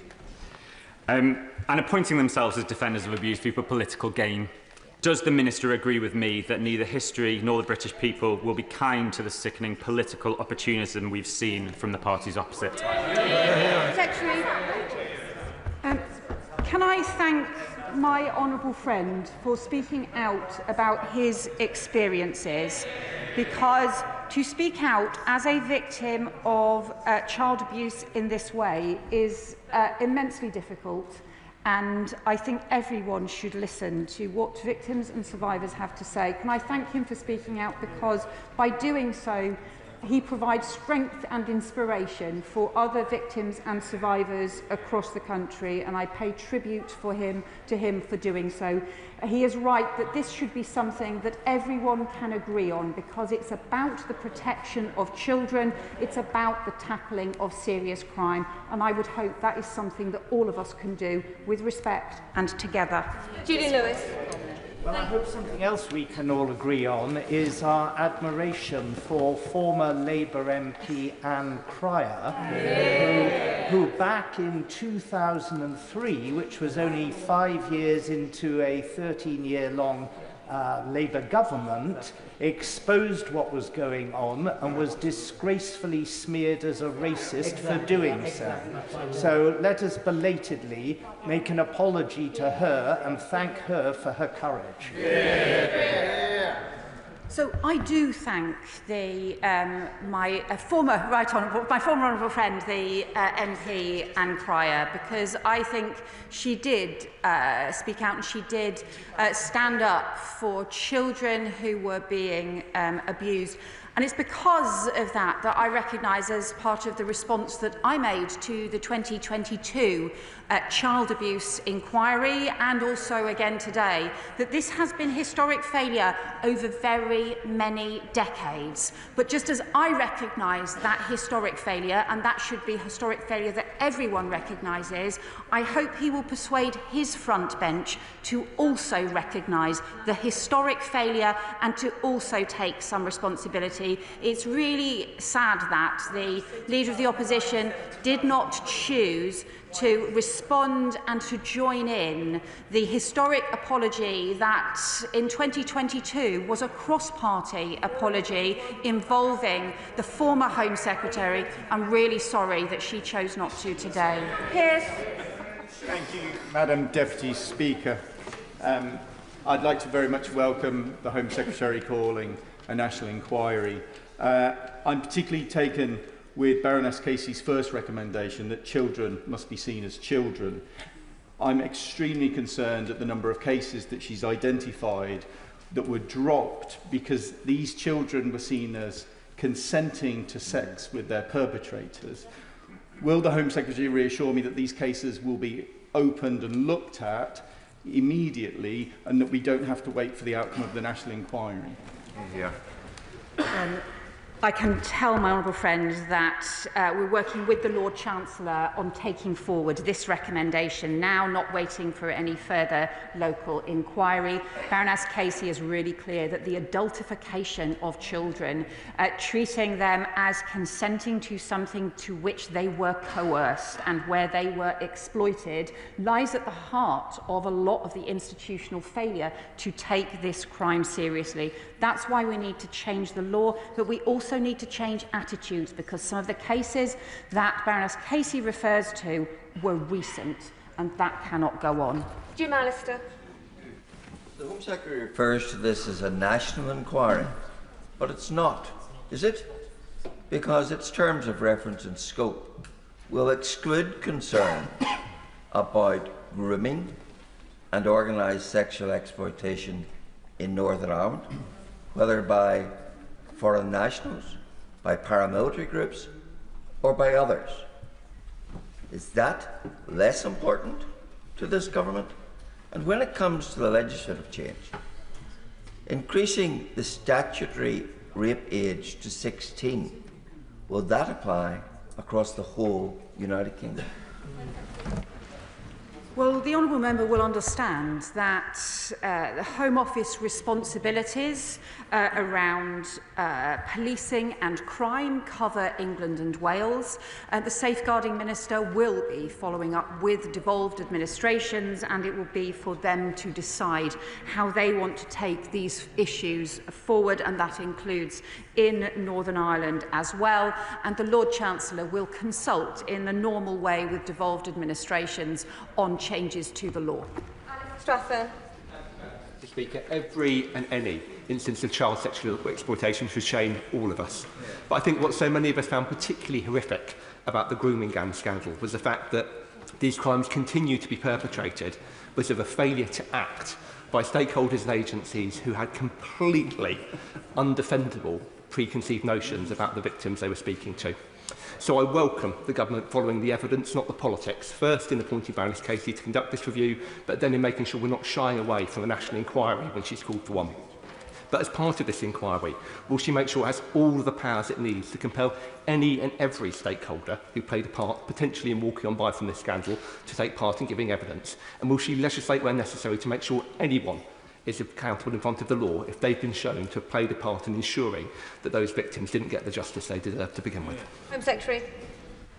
So my honourable friend is right that these attitudes towards teenage girls, towards children, and treating them as adults still persist. Baroness Casey quotes a serious case review of a case of a teenager online. She was just 12 and 13 years old, who was being drawn into the most explicit and abusive chat rooms and pornographic sites online, and that this was somehow treated as being that child's choice to do so, even though there was evidence around exploitation and crime taking place. We have to make sure that we do more to protect our teenagers, and we will bring in the mandatory duty to report to strengthen the law there as well. Final question, Dr. Ben Spencer. Thank you, Madam Deputy Speaker. I thank the Home Secretary for her statement and for changing her mind on the need for a national inquiry. She said the Casey report for the past 10 days. Could she lay out which evidence in that report was most persuasive to her in changing her mind, or if it was something that she'd reached a conclusion independent of the report, which factors led her to do so? Home Secretary. That is an important question. So we looked at, I took to this House in January that I would look further at how to make sure that local investigations had the powers that they needed to compel witnesses or to compel evidence. This was raised with us both by members in this House but also by mayors as well, to ensure that it could properly get to the truth. So we pursued that. We looked at other powers around Local Government Act, around inspection powers and so on. All of those had complexity attached to them. So we asked Baroness Casey to look at this and also to look at the responses that we got from local authorities. So we looked at it, but we also asked Baroness Casey to look at that evidence as well and to make final recommendations, and that is why we have agreed with Baroness Casey's recommendations about having the national inquiry in place. That is the end of the statement on the Casey report. I'll give the front benches a few moments to shuffle over. If colleagues leave the chamber quickly and quietly.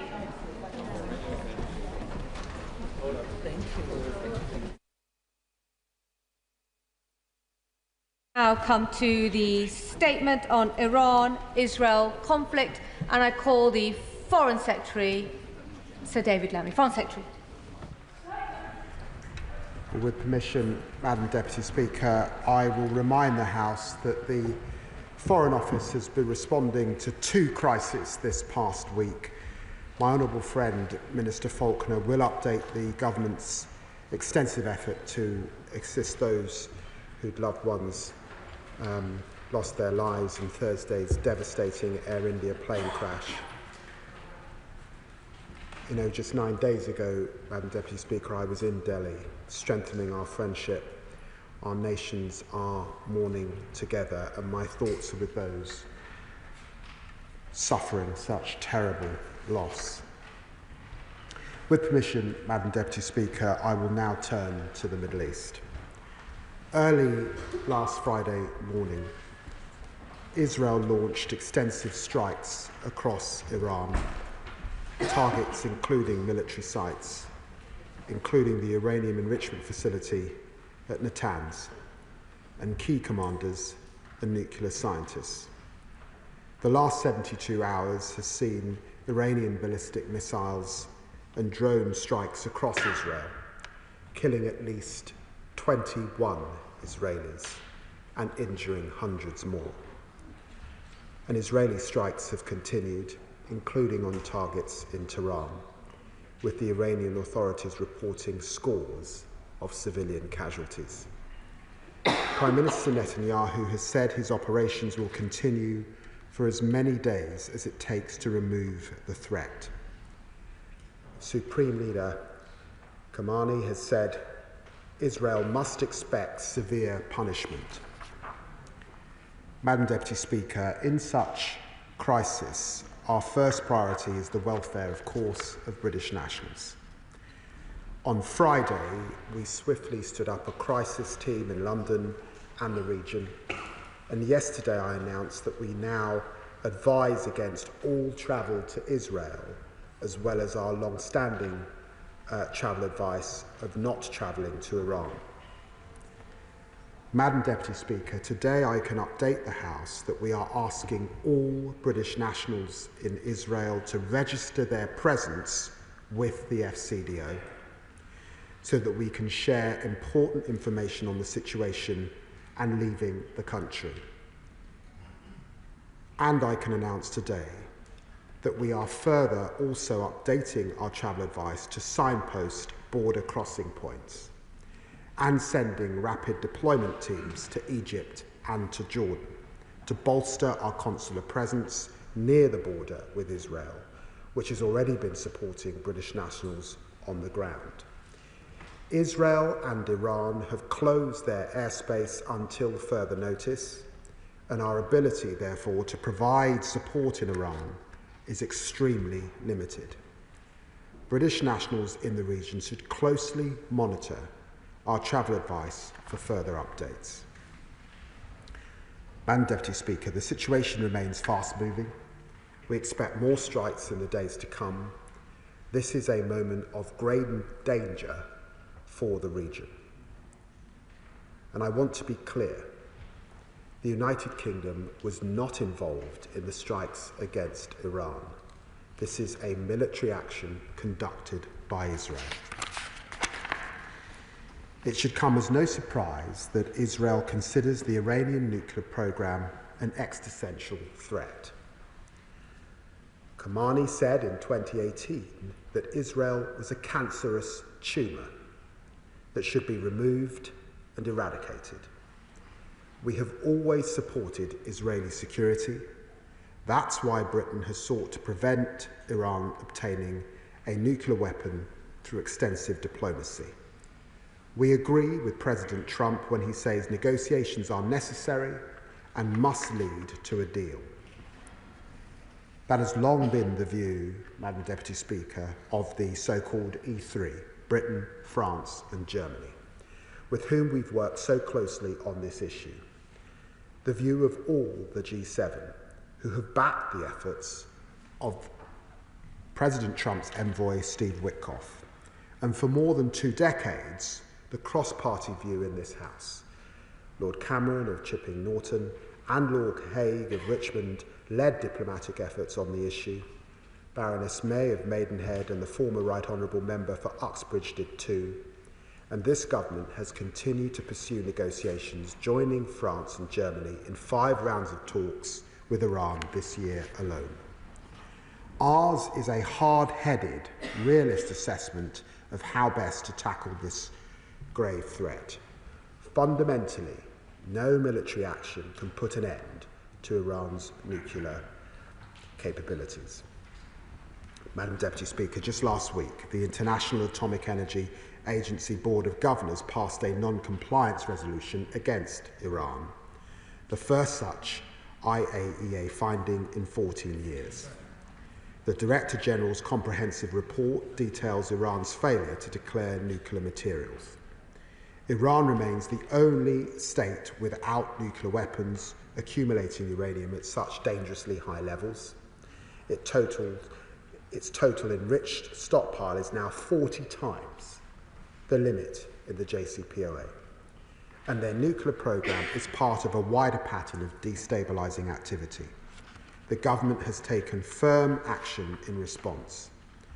When they transferred ballistic missiles for use in Russia's illegal war in Ukraine, we imposed extensive sanctions, including against Iran Air, and cancelled our bilateral air services agreement. In the face of unacceptable IRGC threats here in the UK, with some 20 foiled plots since 2022, the Crown Prosecution Service has for the first time charged Iranian nationals under the National Security Act. And we've placed the Iranian state, including the IRGC, on the enhanced tier of the new Foreign Influence Registration Scheme. Madam Deputy Speaker, a widening war would have grave and unpredictable consequences, including for our partners in Jordan and the Gulf. The horrors of Gaza worsening, tensions in Lebanon, Syria and Iraq rising, and the Houthi threat continuing.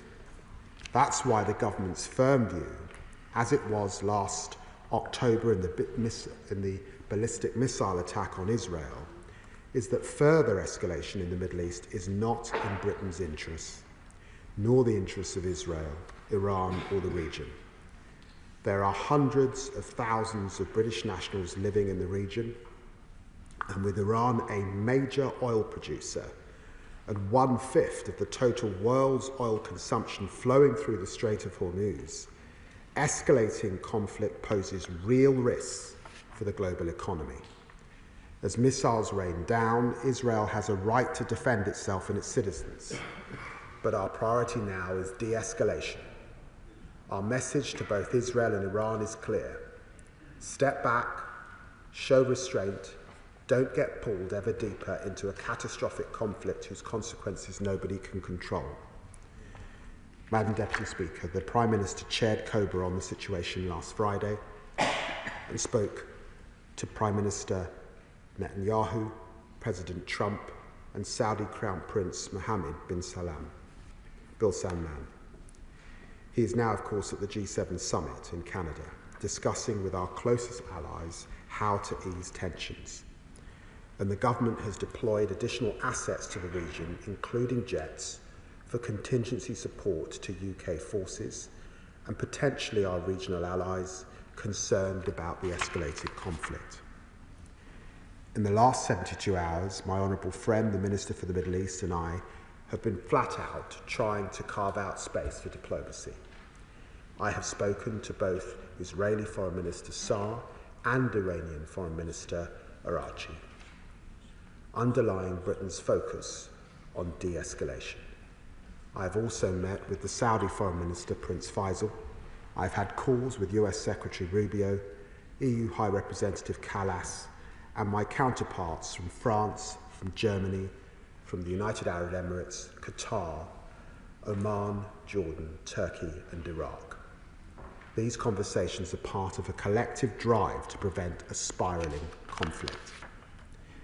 Madam Deputy Speaker, this new crisis has arisen as the appalling situation in Gaza continues.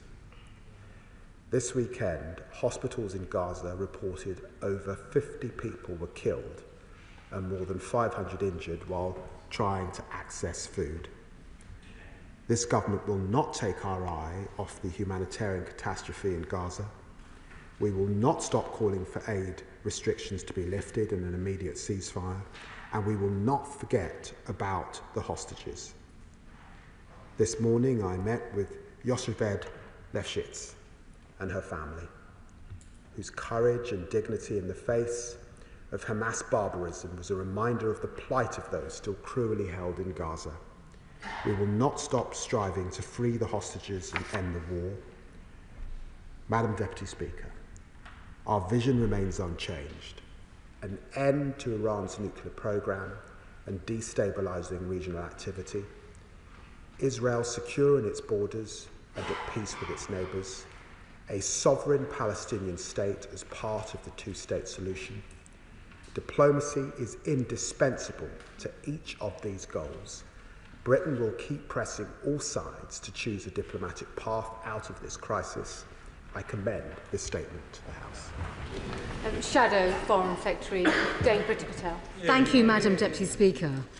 These are deeply dangerous times, and as the Foreign Secretary has already said, last week's IAEA report makes it abundantly clear that Iran's nuclear program has grown, with their stockpile of enriched uranium passing 400 kg and being enriched to 60%, which it has widely been noted is a level unprecedented for a state without nuclear weapons and beyond the need for any civilian use. The IAEA Director General also stated that Iran's actions and failure to cooperate has led to a significant reduction in the agency's ability to verify whether Iran's nuclear program is entirely peaceful.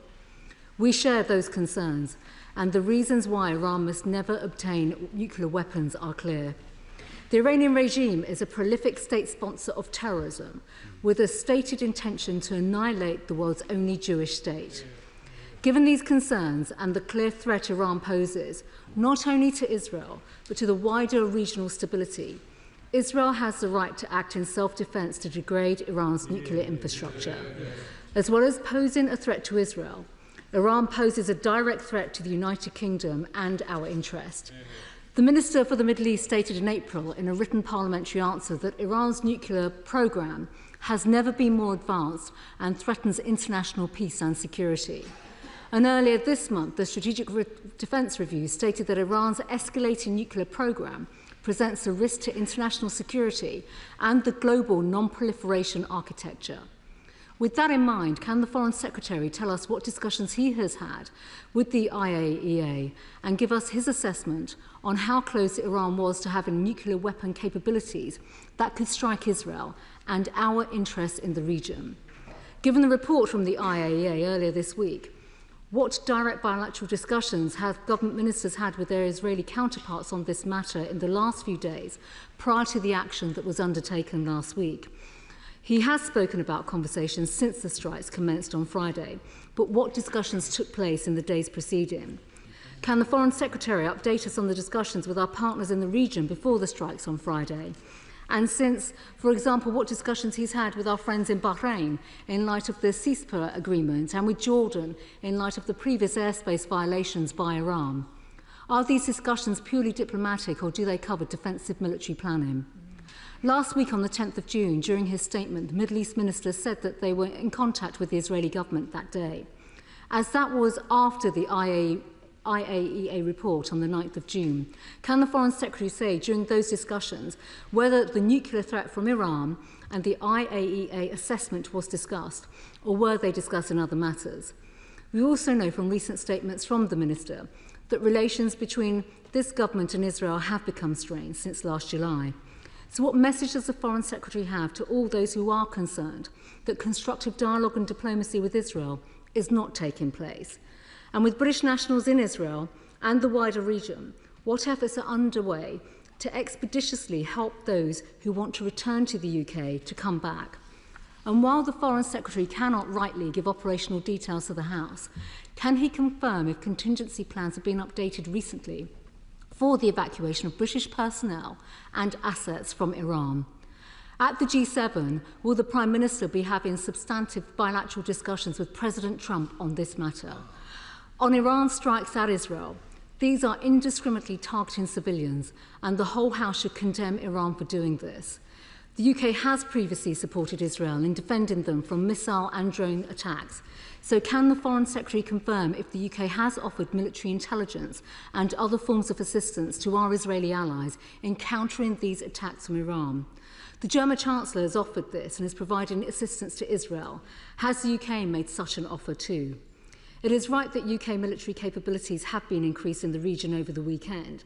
So can the Foreign Secretary tell the House whether he's prepared to take any retaliation, prepared to tackle any retaliation from Iran and its proxies, including the Houthis? Madam Deputy Speaker, although Iran's nuclear capabilities have been degraded, they are, as we know, in regular contact on nuclear issues with China and Russia, and have been for some time. Has the Foreign Secretary assessed the involvement of Russia and China that it may have had in supporting Iran's nuclear program to get to where it is today? Is he concerned that they will support Iran to rebuild their capability with materials and expertise following Israel's actions? And is he looking at applying sanctions, new sanctions, to constrain Iran's ability to rebuild, advance and accelerate their nuclear ambitions? Turning to the direct threats that Iran poses to our soil, the Foreign Secretary has rightly mentioned the plots foiled, the recent attacks, the recent arrests, and putting Iran on the enhanced tier of furs. Can he give an assurance about work taking place across government over the last few days, including with the Home Office, the police, counter-terrorism operations and intelligence services, to tackle any retaliation that Iran, the IRGC, and those acting on its behalf might direct towards us? Has the threat risk level been reassessed? Is extra support being provided to secure synagogue schools and parts of the Jewish community in the UK? We all want to see peace and stability in the region where Iran, who is responsible for so much bloodshed, is now taking place. So can the Foreign Secretary finally update the House on the ongoing steps being taken to secure the return of the hostages from Hamas captivity, the work to get more aid into Gaza, and efforts to bring about a sustainable ceasefire? Foreign Secretary. Well, I'm very grateful to the Shadow Foreign Secretary for her remarks, the cross-party support that I sensed in her remarks, and for the questions that I will certainly endeavour to answer. She asks about our contact with the IAEA. I can confirm that I spoke to the Director Grossi just a few days ago, and certainly before the action last week, and discussed his report. She asks what the latest is on that, and she will know that the assessment was that the enriched uranium stockpile was now standing at 8,413 kilograms, more than 40 times the JCPO limit, and the total high enriched uranium stockpiles was considered 9 significant quantities of high enriched uranium. She asked then what coordination we had given that information, and I want to reassure her that I have been in close touch, working in concert with my French and German colleagues over this period, and coordinating the three of us, working across our political directors, but also as foreign ministers in our messaging to the Iranian regime. And can I confirm to her that we will be speaking to the Iranian regime again in the coming hours to raise those concerns and heighten what I said about the need for diplomacy at this time. She asks quite properly about our long-standing relationship with Bahrain, and can I confirm that the Minister for the Middle East has spoken to Bahrain. She asks about our long-standing relationship with Jordan, and can I confirm that of course I've spoken to Foreign Minister Safadi in the last few days, and we continue to coordinate with our Jordanian friends and offer whatever support we can at this time. She asks, obviously, about our ongoing relationship with Israel. She will know that our relationship with Israel remains a complex and intense one, and as she would expect, I have spoken to Foreign Minister Saar on numerous occasions, and of course spoke to him again. He was in a bunker when I spoke to him on Saturday, separated from his family. I offered him condolences, and of course, as you would expect, the United Kingdom and Israel in these times, of course, coordinate and work together. We have disagreements, of course, and we've discussed that over this dispatch box, particularly about the humanitarian situation in Gaza.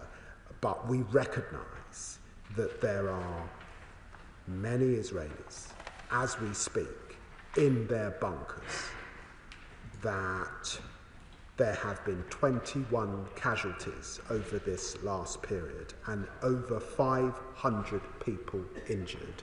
There is a sense of trauma, compounding trauma in Israel, and I want to reassure her that we recognise that.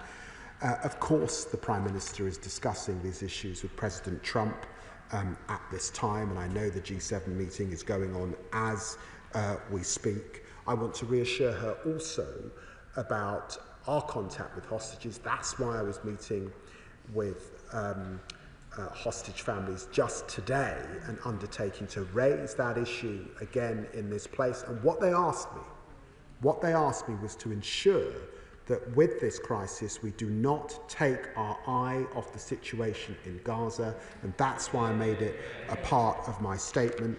And she quite rightly asks about state threats from the Iranian regime and the IRGC. And can I refer her to the work of Sir John Hall? He has found gaps in our legislation framework in relation to how we deal with these state threats. I'm pleased about the arrests that have been made recently, but we will be coming forward with the appropriate legislation on dealing with state threats from the IRGC in the coming months. Select Committee Chair Dave Emery-Thornbury. Thank you very much, Madam Deputy Speaker. It's completely understandable that Israel feels threatened by a bellicose neighbour with uranium mines and a nuclear programme. But the rest of the world is unanimous in saying that the way to deal with Iran is through discussion, negotiation and a nuclear agreement.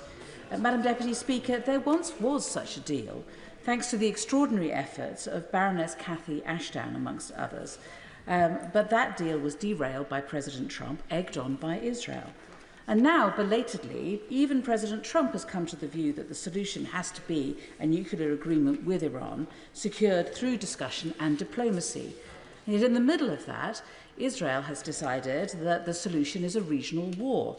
Does the Foreign Secretary agree that Britain must remain firm with the rest of the world, urging both Israel and Iran to step back from a conflict? Military action can only predict one thing. It will not stop the Iranian nuclear programme, but it will ensure the deaths of innocent victims on both sides. Foreign Secretary. Well, she's right to put on record our thanks to former EU High Representative Baroness Ashton for all her work to get that GCPOA agreement. And it was also the work of the previous government and successive leaders in the party opposite that worked to secure that agreement. And it's hugely important that we get back to diplomacy. It is right to say, though, that the assessment of the IAEA is that there has been deception from the Iranian regime.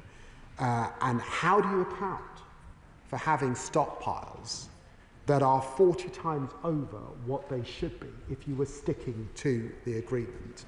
And that is why we must come together, yes, calling for restraint, but we do need diplomatic action. Iran cannot have nuclear capability, full stop. Liberal Democrat spokesperson Callum Miller. Thank you, Madam Deputy Speaker, and I'm grateful to the Foreign Secretary for advance sight of his statement, and to him, ministers and officials from the Department for their efforts to support British citizens in the region. People across the UK have watched with horror as war has broken out between Israel and Iran. And as we consider the UK's response, let me begin with key principles on which I hope this House will agree. The State of Israel has a right to exist and to defend itself in line with international law. We stand against Iran's stated goal to wipe out the State of Israel and its use of the Islamic Revolutionary Guard Corps to support global terrorism and foster regional instability. So will the Foreign Secretary go further to protect UK residents, including Iranian and Jewish communities, from IRGC-sponsored terrorist actions on our soil, and finally prescribe the IRGC? Iran's ambition to create a nuclear weapon is a grave risk to the UK's interests and Israel's survival. But successive governments have been right to seek to contain that risk through diplomatic means. The Netanyahu government's unilateral military action, which it took against the advice of allies and without forewarning, has severely undermined those efforts. It was ill-judged, reckless, and not the behaviour of a responsible ally. Can the Foreign Secretary confirm that the Prime Minister will press at today's G7 summit for a return to negotiations with the UK included alongside the US? Iran has now retaliated with its own strikes and may look to respond further, including by threatening the assets of other states in the region. Can the Foreign Secretary confirm that the sole purpose of UK military deployments will be to protect our assets, personnel and citizens, and that he will not allow us to be drawn into this conflict between Israel and Iran?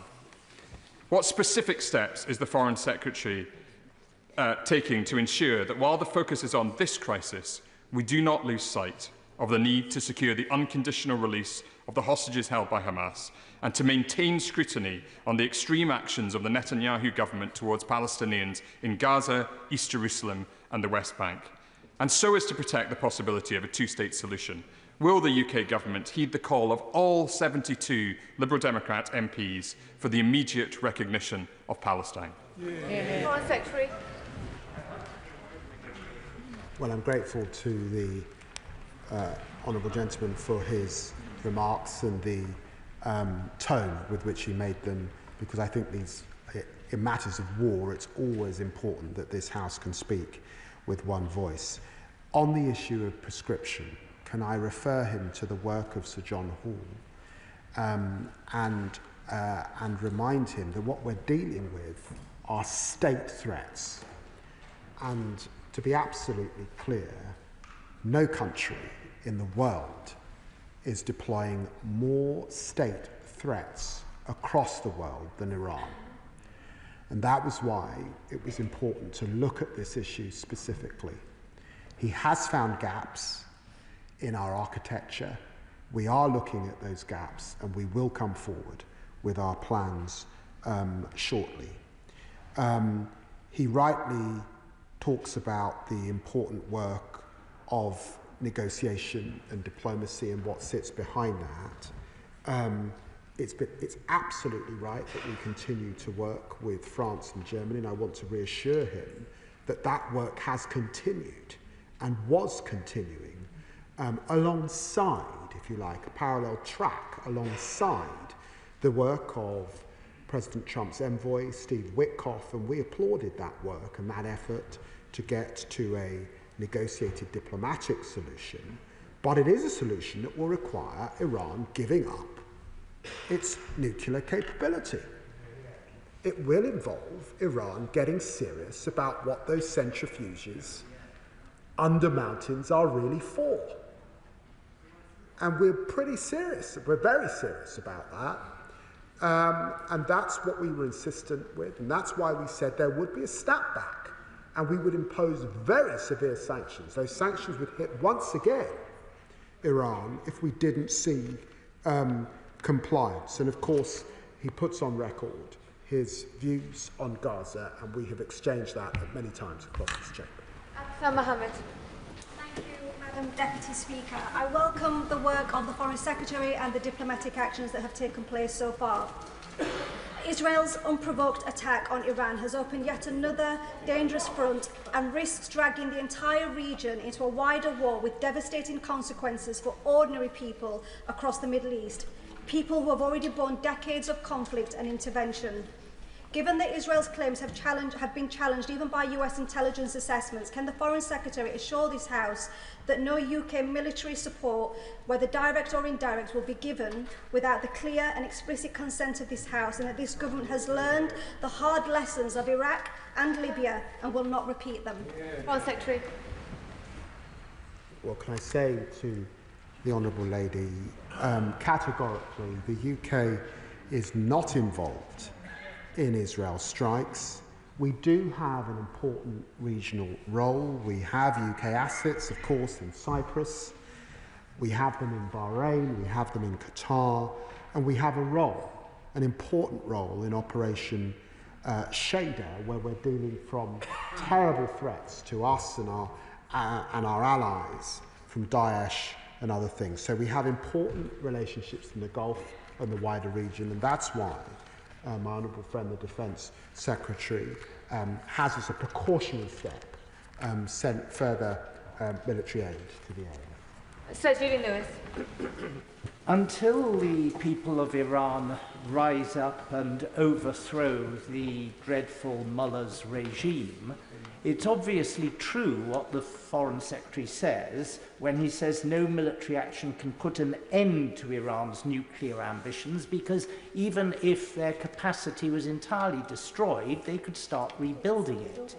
Having said that, though, it is true that it's possible to contain those ambitions by knocking back their capacity repeatedly until such time as they no longer wish to acquire nuclear weapons. So I just advise the Foreign Secretary to think carefully about the question of diplomacy alone containing those ambitions, because one day we might wake up and find that a successful nuclear test has been carried out by Iran.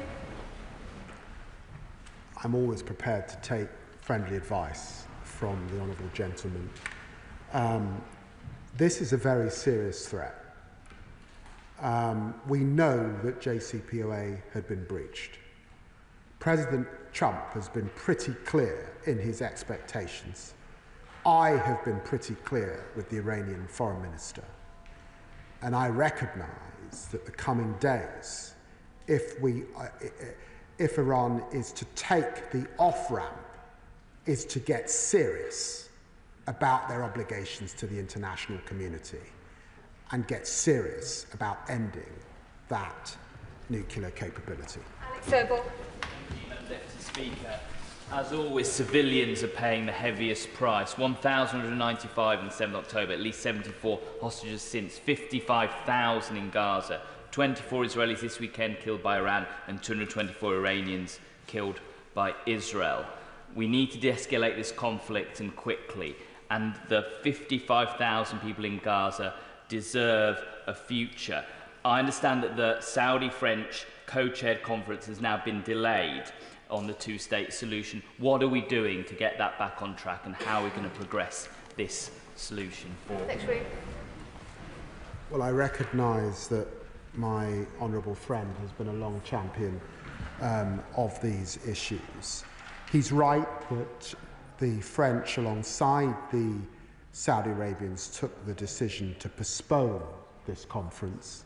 I think that was the right decision, and he will understand that there were many partners, particularly Arab partners and partners in the Levant, that want to be in their countries at this time.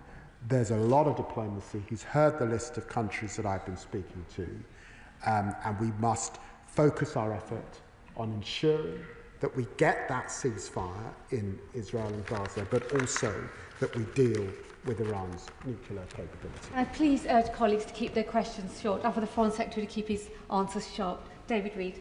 Thank you, Madam Deputy Speaker. Does our closest ally, the United States, agree with this position on this situation? And if not, what do we differ on? Foreign Secretary. Well, I'd refer him to the remarks that were made by Secretary Rubio on the outbreak of this new war, and I would refer him to the statements that have been made by Donald Trump, where he clearly indicates an off-ramp for Iran if they get serious about diplomacy and accept the olive branch that he reached out with Steve Witkoff. Ruba Hogg. Thank you, Madam Deputy Speaker. Ealing's long had a big Iranian diaspora. In 1978, when England didn't qualify in the World Cup and Iran did, a lot of my class was supporting the latter.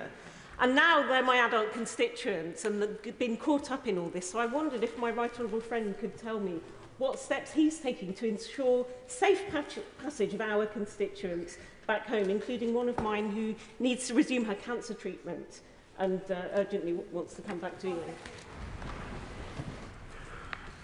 Well, let me just put on record the huge admiration that I'm sure many of us across this House have for what was formerly known as Persia and the great history of the Iranian people and how remarkable they are and how awful it is that they're suffering under this horrendous regime. And unfortunately, as she knows, at the moment, airspace is closed over Iran, and we have been advising for many, many, many years against travel to Iran because of our concerns. But our embassy staff will do all they can to support British nationals. Father of the House, openly. The Foreign Secretary knows that many of us have been prepared to speak up again and again on behalf of suffering Palestinians and be a critical friend of Israel. But would he agree, in this occasion, we must stand shoulder to shoulder with our Israeli ally? The fact is that this is a death cult. You can't appease a death cult like the Nazis or Iran by appeasement and simply by diplomacy. They're cocking a snoop at us, and they are inches away from a nuclear bomb. So will he stand, and I'm sure he's going to make this absolutely clear, shoulder to shoulder with Israel and our American ally in proclaiming the right of Israel to exist at all? Foreign Secretary. Absolutely. Thank you. Damien Egan. Thank you, Madam Deputy Speaker. A painful lesson of Israeli and indeed Jewish history is that when someone tells you that they want to destroy them, believe them. The Iranian regime has made its intentions to destroy Israel clear for decades now. We'll all be familiar with the term never again, which came out of the concentration camps of Europe. And I'd like to ask the Secretary of State if he agrees that this is one of those moments when we can say never again is now. Yeah. Well, I'm grateful to my honourable friend, and I know that, again, he has been on these issues for many, many years, long before he came to this place. And we recognise the threats that Israel is facing. And we also recognise the threat, the tremendous threat, not just to Israel and in the region, if Iran were to get a nuclear weapon.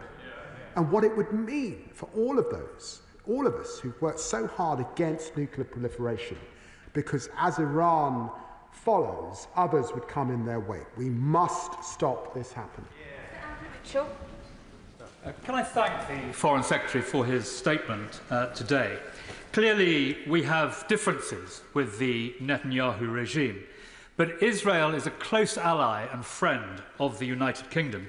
Iran is a terrorist-supporting state, Hezbollah, Hamas, Houthis, Assad, destabilising the region, rejecting the IAEA and international proposal to prevent nuclear proliferation and limit uranium enrichment, and sponsoring terrorist actions on the streets of Britain. Doesn't he feel that Israel is now doing the world's dirty work on behalf of us all? Foreign Secretary. Well, the honourable gentleman brings his usual eloquence to these matters. I would agree with him, save for his initial remark. I would not call it the Israel regime. I think it's a democracy, and it's a democracy with all the ups and downs and faults of any democracy to that extent. And of course, I recognise that this is an existential threat for Israel and its people, which is why I believe it's important that we ask for restraint at this time, because we don't want to see regional escalation. And it's why it's important that diplomacy prevails. John Pearce. Thank you, Madam Deputy Speaker. The Iranian regime threatens peace and security around the world. It destabilises the Middle East through its terrorist proxies, Hamas, Hezbollah, the Houthis. It supports Russia's invasion of Ukraine. It is sworn to wipe Israel off the face of the earth. They must never be allowed to have a nuclear bomb. Does the Foreign Secretary agree with me that that should be achieved through diplomacy, and all of the world's efforts should be placed on Tehran to back down, to sign a deal and end this conflict? Yes, I do. Cameron Thomas.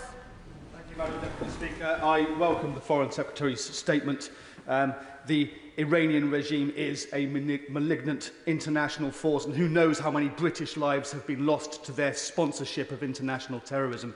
The Iranians did explicitly state a threat towards our assets and our people in the Middle East. How much confidence does he have in our ability to mitigate those threats? Secretary.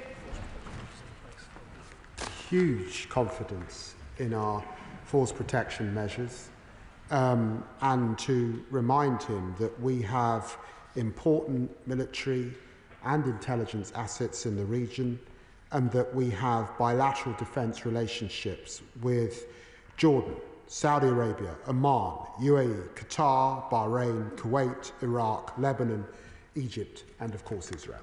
Tulip Siddiq. Thank you, Madam Deputy Speaker. I'm very concerned about my constituents, Natasha, Joshua and Gemma, who are stuck in Israel after travelling there for a wedding. They sent me a desperate message saying that they're worried about their own safety and facing a daily cascade of missiles. They have registered their presence with the Foreign Office, and I have heard what the Foreign Secretary has to say today, but could I ask him to publicly reassure their families in my constituency of Hampstead and Highgate that he's doing all he can to bring British nationals home to safety? Well, can I absolutely say that for Iranian dual nationals, British nationals who are in Iran, 224 casualties just over the last few days, 1,277 injuries. Of course, this is a terrifying time as people hide in their homes. That's why we have embassy staff working around the clock, and of course, we offer our full support, notwithstanding that the airspace is currently closed. Oliver Dowden. I've been contacted by a significant number of my constituents who are currently stranded in Israel, unable to leave because of the lack of return flights to the United Kingdom. This includes a constituent with significant medical needs. Can I urge the Foreign Secretary to further strengthen the Foreign Office's offer? I do welcome the advice they're now providing in relation to routes back to the UK, although I note it has taken some time for that to happen. But can he also update the House on what contingency plans the Foreign Office and government more generally is undertaking for repatriation should the situation deteriorate further and that be required? And are they registering details of UK nationals in Israel to that end? Secretary. Well, can I reassure the right honourable gentleman that we are asking all nationals in Israel, our UK nationals, to register their presence so that we know that they're there, so that we can update them in what is a very fast-moving situation. And can I reassure him that we have sent a rapid force of diplomats to the border to facilitate exit. He will understand the airspace is closed, so there is no way of leaving by commercial flight, but there are routes, particularly out of Jordan, and we will do all we can to facilitate that. Belrabir Adi. Thank you, Madam Deputy Speaker. Yesterday, the Chancellor confirmed that UK military assets could potentially be used to help defend Israel. We are sending military aircrafts to the Middle East, which the Prime Minister has not ruled out being used to help Israel. And the Armed Forces Minister recently confirmed in a response to a written question that the UK is training IDF personnel on UK-based training courses. Does the Foreign Secretary acknowledge that through bolstering Israel's military in this way, we are actively demonstrating our support for one side in this conflict? And does he therefore accept that this undermines our calls for a diplomatic solution and de-escalation? Well, can I say to my honourable friend that it's important to state that the UK did not participate and is not participating in Israeli strikes, but we do have a proper role to play in regional security. She wouldn't expect me to comment on operational defence and intelligence matters, but except to pray and aid the defence bilateral relationships that we have in the region. Thank you, Madam Deputy Speaker. The reality is that there's a long history of diplomacy just being used as a cover to reach the ultimate aims of what countries want to do. For example, Russia with the INF Treaty constantly building hundreds of nuclear weapons, making that treaty worthless. And I just want to put on record that Israel has my absolute full support in the action it's taking. It's doing the world's dirty work. But what I want to ask the Foreign Secretary is he and his right honourable friend, Secretary of State for Defence, in the middle of working out how we make sure the Straits of Hormuz stay open for the very vital international trade? Well, I'm very grateful to the honourable gentleman for putting square the economic interests that we have at this time and why diplomacy is so important against that backdrop. Oil prices jumped to $78 a barrel. Some are predicting 125, going up to $125 a barrel. That would certainly be the case if the Strait of Hormuz were blocked. This is why this is so delicate, and let's be under no doubt this affects British people at the pump and would be a massive inflationary growth if that were to happen. Richard Bergen. Thank you, Madam Deputy Speaker. The deaths of Palestinians, Iranians and Israelis this weekend shows why we must all push for peace and stop this spiralling out of control. Does the Foreign Secretary, like me, support a nuclear-free Middle East? And if so, what steps is the government taking to also address Israel's vast nuclear arsenal, thought to include at least 90 nuclear bombs, and which, let's not forget, one Israeli minister said should be used against the people of Gaza? And what is he doing about Israel's refusal to sign up to the Nuclear Non-Proliferation Treaty and Israel's refusal to cooperate with the International Atomic Energy Authority? Secretary. I've got to say to the honourable gentleman that the story of Israel's nuclear ability goes back to the 1980s. Some long way. I remember studying this many, many years ago. So we work with Israel, of course, and we remain a country that wants to not see nuclear proliferation, and we will do everything we can to ensure that others do not get nuclear capability in the region. Brendan O'Hara. Thank you, Madam Deputy Speaker. Let's be clear, there are no good guys in this conflict, but international law and the concept of preemptive self-defence does not exist in international law, and nor should it. But Israel's decision to unilaterally retaliate first has made the region, indeed the world, a much more dangerous and more unstable place. So to what extent does the Foreign Secretary believe that the impunity that Israel has enjoyed for previous acts of aggression and war crimes was a factor in Netanyahu's decision to retaliate first? Foreign Secretary. Can I just say to the honourable gentleman that we've had a very serious debate so far in this House this afternoon that recognises the serious threats that Iran's nuclear capability pose to the global community, recognise the existential threat that the Israeli people are facing. I have been absolutely clear that diplomacy is the way.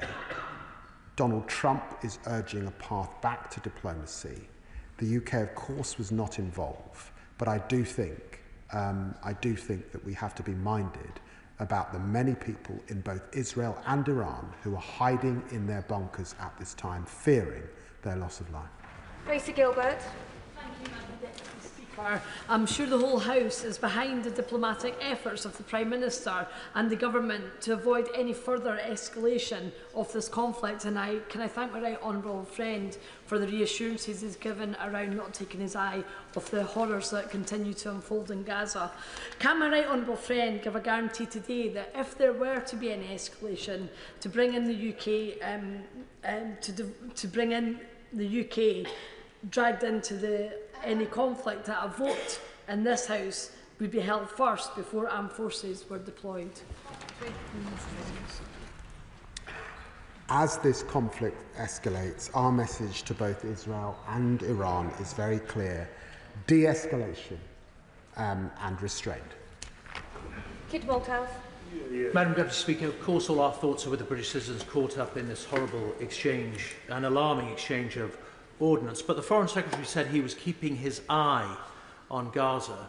I'm not quite sure what that means. It's certainly the case that the eye of the world has been drawn to the footage that emerged as the missiles had flown, of young children shot and bleeding out their lives in the sands of Gaza. As you said, 50 people hospitalised over the weekend or shot dead while begging for food. And just this morning, 38 people killed while queuing for food or attempting to obtain food from the new American-sponsored distribution system. What comfort should all those bereaved families in Gaza take from the fact that he is keeping his eye on this situation? Well, look, let me say to the right honourable gentleman, today, in my office, I was with a hostage family, a wonderful woman who lost her husband, who was there with her daughter, asking me to keep Gaza at the forefront of my mind and to raise it in the chamber this afternoon. And that's why there was an extensive part of that in my speech. I have spoken to all partners in the region. I will speak again very shortly to Prime Minister Mustafa, and we are absolutely clear that the aid needs to get in, that those hostages need to get out, and we want to see a ceasefire. And I will continue to talk and work with our American partners particularly, and our partners in Qatar, to bring about that ceasefire. Lorraine Beavers. Thank you, Madam Deputy Speaker. I have spent nearly a year in this chamber watching our country pleading with the Israeli government to de-escalate in Gaza. They have not. Strong words and desperate pleas haven't worked. Is now the time to recognise the state of Palestine as we promised in our manifesto? Is now the time to extend last week's welcome sanctions to other members of Netanyahu's regime, including the Prime Minister himself? If not now, when? Well, can I say to my honourable friend that I understand the strength of feeling she feels on Palestinian recognition, and she will know that we have always been clear that of course there's a role for recognition as part of a process, and we will continue to work with allies in the region and in Europe to bring about that process that brings about recognition and the two states that we hold dear. We only have another 15 minutes to go. So long questions are just taken away from other colleagues. Christy Jardine. Thank you very much, Madam Deputy Speaker. I thank the Foreign Secretary for his statement and welcome particularly the measures about bolstering our consular support. But he's also made reference to our assets and the hundreds of thousands of British citizens in the wider region. So what reassurance can you give us that their well-being is being thought about and preparations being made should the conflict escalate further? Well, let me put on record my huge gratitude and respect to our diplomatic staff across the region, obviously in Israel and Iran, but across the region, to their families and children who provide them with such support. And to be absolutely clear, we actually had in Whitehall a tabletop exercise on Iran last week Monday, which I chaired. There are contingency plans. None of us could have envisaged two crises at the same time, India, which my honourable friend will talk about very shortly, and of course this crisis. But our staff are standing ready. Debbie Abrahams. Thank you, Madam Deputy Speaker. And I know my right honourable friend will be working tirelessly and using all of his diplomatic skills and that of his office to resolve this immediate crisis, this new crisis. But as others says, how will he balance this with getting aid in, a permanent ceasefire, hostages out, and recognition? Balance it we must. Balance it we must, because those are the issues that we currently deal with, and we remain determined to press for what we want to see in Gaza, to stand up for those that we're hugely concerned about in the West Bank, and she saw the statement that I made last week in relation to that, but also to be absolutely clear about Iran's intent and capability at this time and what we must do to stop that happening. I agree with Foreign Secretary that nuclear-armed Iran is not in Israel's national security interests, or indeed the security interests of other countries in the region, or indeed this country, which has received direct threats from the current Iranian regime.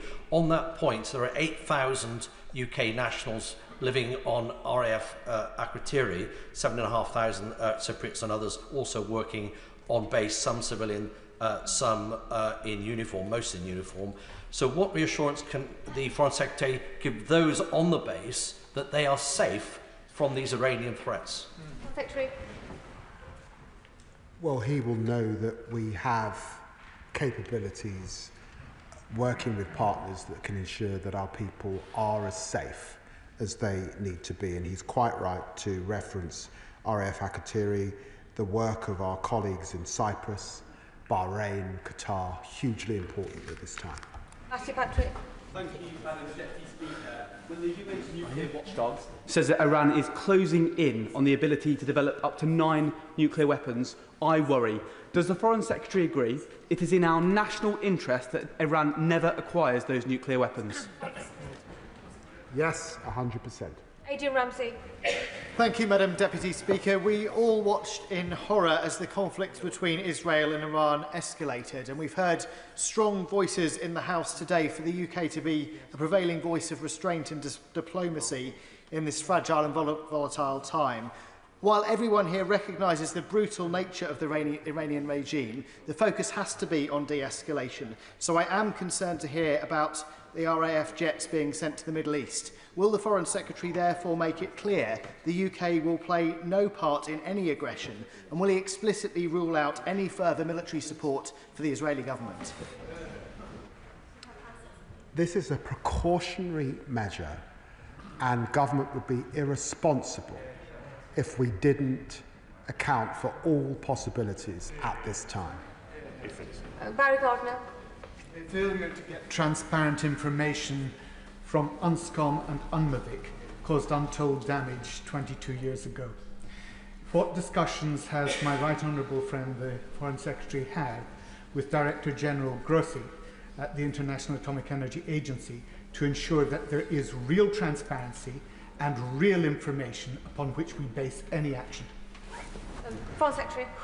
Well, he will be pleased that I spoke to him at the beginning of last week, reassured him of our full support and thanked him for all his work that's ensuring that there is a common understanding of what Iran is doing at this time and why we have to act. Sir John Whittingdale. Does the Foreign Secretary agree that just as Russia is run by an authoritarian regime which wants to destroy its democratic neighbour Ukraine and has carried out attacks on British soil, so is Iran, run by an authoritarian regime which is out to destroy its neighbour, which is also democratic and has also carried out attacks on British soil? Is it not the case, therefore, for the same reasons we stand with Ukraine, we need to stand with Israel now? Secretary. Well, the Honourable Gentleman puts it very well, but we should also mention what they're doing to destabilise neighbouring countries with their proxies: Yemen, Syria, Lebanon, Iraq. We absolutely have to keep our guard up in relation to Iran. Baxter. Thank you, Madam Deputy Speaker. My constituents in Paisley and Renfrewshire South will be extremely concerned by these developments in the region. So I thank my right honourable friend for his statement today and the efforts he is making in terms of encouraging de-escalation. Can the Foreign Secretary assure me that this escalating conflict will not undermine the UK's efforts to end the war in Gaza, free the hostages and lift all restrictions to humanitarian aid in Palestine? Yes, I will do all I can. Lisa Roberts. It's reported that the Israeli government planned to kill the leader of Iran over the weekend. As history shows, attempts to collapse a regime with nothing to put in its place risk creating a power vacuum and state collapse. It also risks creating further waves of refugees and instability in the energy market. So what assessment has he made of these reports and the wider implications such a strategy would have on the UK? Foreign Secretary. Well, I'm hugely concerned about the appalling human rights record of the Iranian regime, but who runs Iran must quite properly be a matter for the people of Iran. Lillian Jones. Thank you. Does my right honourable friends agree with me that it's right the UK, as part of the international community, comes together to urge all sides to show restraint through diplomacy to prevent Iran acquiring a nuclear weapon, but it's also right that our focus is not diverted from Israel's continued assault on Gaza and the rest of occupied Palestine, and to secure the release of the hostages back to their families? Every colleague that I've spoken to over the last few days has emphasised diplomacy and de-escalation. I'd want to reassure her of that. Sir Bernard Jenkins. Thank you, Madam Deputy Speaker. Will the Foreign Secretary confirm that the State of Israel has a declared policy on their nuclear weapons of no first use, and there is no evidence that they have ever misused or threatened to misuse their nuclear weapons in any irresponsible way whatsoever? And moreover, there is in international law the right of preemptive military action, and it is hard to imagine how this would not apply in this case. Would he agree with this matter, given Iran's determination to destroy the State of Israel? Foreign Secretary.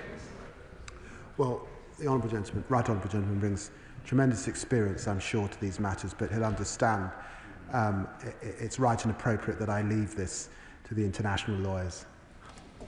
Paul War. Madam Deputy Speaker, the nuclear ambitions of a bloodthirsty, terrorist-sponsoring regime in Tehran pose a real threat to world peace. But, having said that, does he agree that Israel's own conduct as an increasingly rogue state when it comes to international law endangers not just the Israeli citizens, but also the Palestinian citizens of Gaza, as we've seen over the weekend, and it makes the case for a Palestinian state more urgent, not less? Foreign Secretary. Well, I'd say to my honourable friend that Israel has been raising its concerns about Iran now for years. It's an existential threat. It's one that we recognise, which is why we've been working in concert with our partners in France and Germany on this issue for so long, and it's remained a cross-party issue. Jeremy Corbyn. Thank you, Madam Deputy Speaker. This is obviously a dangerous and perilous time, and we need to do everything we can to bring about a ceasefire between Israel and Iran. Can the Foreign Secretary assure us that no British weapons or components are being used to bomb Iran, which could be used as a pretext for saying that Britain is directly involved? And what assurances has he had from the government of Israel that they will not use or even consider using in any way the nuclear weapons that they possess? Well, let me say that we've got the most robust export licensing regime in the world, and I'm proud of that, and it was a matter that this House voted on just a few years ago under the last government, and he will know that we made a decision to restrict arms sales to Israel that could be used in Gaza, and I'd refer him to the statements that I've made about Iran's nuclear intent, the work of the IEA, and the huge global concern, and the UN resolution that we secured, the UK did so much to secure just last week, Thursday. Amanda Martin. Thank you, Madam Deputy Speaker, and thank you, Foreign Secretary, for his statement and the government's calm leadership in this ever-changing and seriously concerning matters. Can the Foreign Secretary, given our close maritime connections, update the House on his discussions with our Gulf allies and partners? Foreign Secretary. Well, can I reassure her that I have spoken to partners in Jordan, Saudi Arabia, Oman, UAE, Qatar, Iraq, Lebanon, Israel, and been in touch, of course, with our friends in Egypt over this last period, and I will continue to do so at this time of intense diplomacy. Bob Blackman. Thank you, Madam Speaker. We knew that Iran had the ballistic missiles to hit Europe, let alone Israel or other parts of the Middle East. Last week, of course, the IAEA reported that Iran was within a whisker of producing atomic weapons. So, in the absence of diplomatic efforts and the failure to introduce the snapback mechanism, Israel had a right to react in order to protect itself. So will the Foreign Secretary now look at the diplomatic efforts to introduce the snapback mechanism, impose sanctions on Iran to ensure they cannot ever obtain nuclear weapons? Foreign Secretary. Yes, I will. Chris MacDonald. Thank you, Madam Deputy Speaker. Can I thank the Foreign Secretary for his commitment to de-escalation, and particularly thank my honourable friend, the Minister for the Middle East. As we know, he's worked so hard over the last few days. Perhaps the Foreign Secretary could say a little more about our commitments to our long-standing friends and allies in the region, particularly countries such as Bahrain. Foreign Secretary. Well, I'm so grateful for him asking that question, because this is a very tense time. If you're in Jordan, if you're in the UAE, or if you're in Saudi Arabia at this time, or Bahrain, or indeed Cyprus.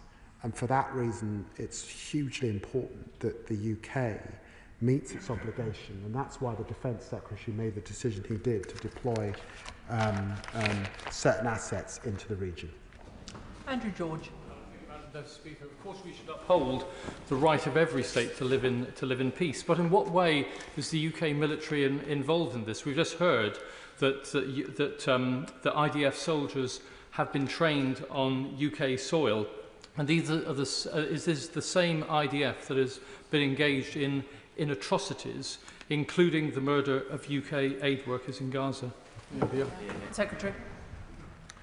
Well, can I just say to the honourable gentleman, the UK, of course, provides military courses for our assets, but we always emphasise in all of those courses the critical importance of IHL, and it's important that we work with allies to meet the amazing standards of our own armed services, and I'm sure he wouldn't want us to depart from that. Patricia Ferguson. Thank you, Madam Deputy Speaker, and I thank my right honourable friend for his statement and for making it so clear what the UK Government's actions are. However, one thing is very clear, and that is that the suffering in Palestine will continue, if not accelerate, given the situation that is pertaining in the Middle East. So what action can be taken to try to make sure that aid does get into that beleaguered area, and also what efforts can be made to make sure that recognition of Palestine is kept very firmly on the diplomatic table?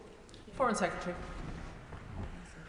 Well, she will know that the issue of recognition has certainly been an issue that many colleagues around the world have been speaking about just in the last few weeks.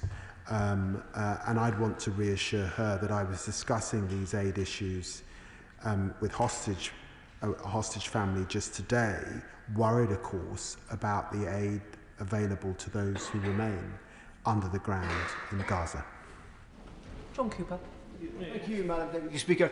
Israel is a democracy, a pluralistic society, and it's an ally. In contrast, the unhappy and ignoble regime in Tehran is a theocracy which wants to wipe Israel from the map, which foments terrorism around the globe, and which suppresses its own people to the extent that even dancing is a crime. Is the best use of British military assets in the Eastern Mediterranean not to try to do something to stop the rain of hypersonic missiles and drones on civilian areas in Israel? Secretary. Well, it's hugely important that we do all we can. I believe the best way forward is diplomatically, because attempting to do this militarily, I'm afraid, cannot be achieved, and I think that's widely understood. Dr. Scott Arthur. Madam Deputy Speaker, and I do want to thank the Foreign Secretary for his statement, and also for reassuring us that Gaza won't be forgotten. I also have to thank him because he was really quick to come out and ask for de-escalation and also a negotiated settlement. Nobody wants to see a nuclear Iran, not least the people of Iran who are paying for this investment by the Iranian regime. But Netanyahu justified the bombing raid starting by saying Iran was close to a bomb. They said it could be years or perhaps just months away. Was Netanyahu correct? Well, I'd want to call to mind the work of the IAEA. I'd want to refer him to the resolution of the UN Security Council just last week, all of that confirmed Iran's intent and its deception. Shawkat Adam. Thank you, Madam Deputy Speaker. Last week, this House was united in supporting the long overdue recognition of a Palestinian state, and we urged the Minister to advocate for that at the United Nations conference in Saudi. This has now literally gone up in smoke, and we believe that the US and Iran nuclear peace negotiations were coming close to fruition. So does the Minister share my concerns that Netanyahu's government may be seeking to create further instability in the region, to block progression for peace, the recognition of the Palestinian state, and to distract from the genocide in Gaza.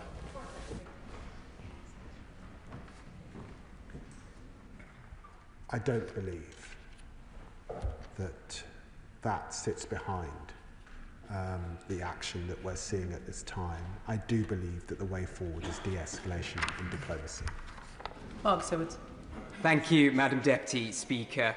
A full-scale war between Israel and Iran is clearly in no one's interests, but neither is a nuclear-armed Iran.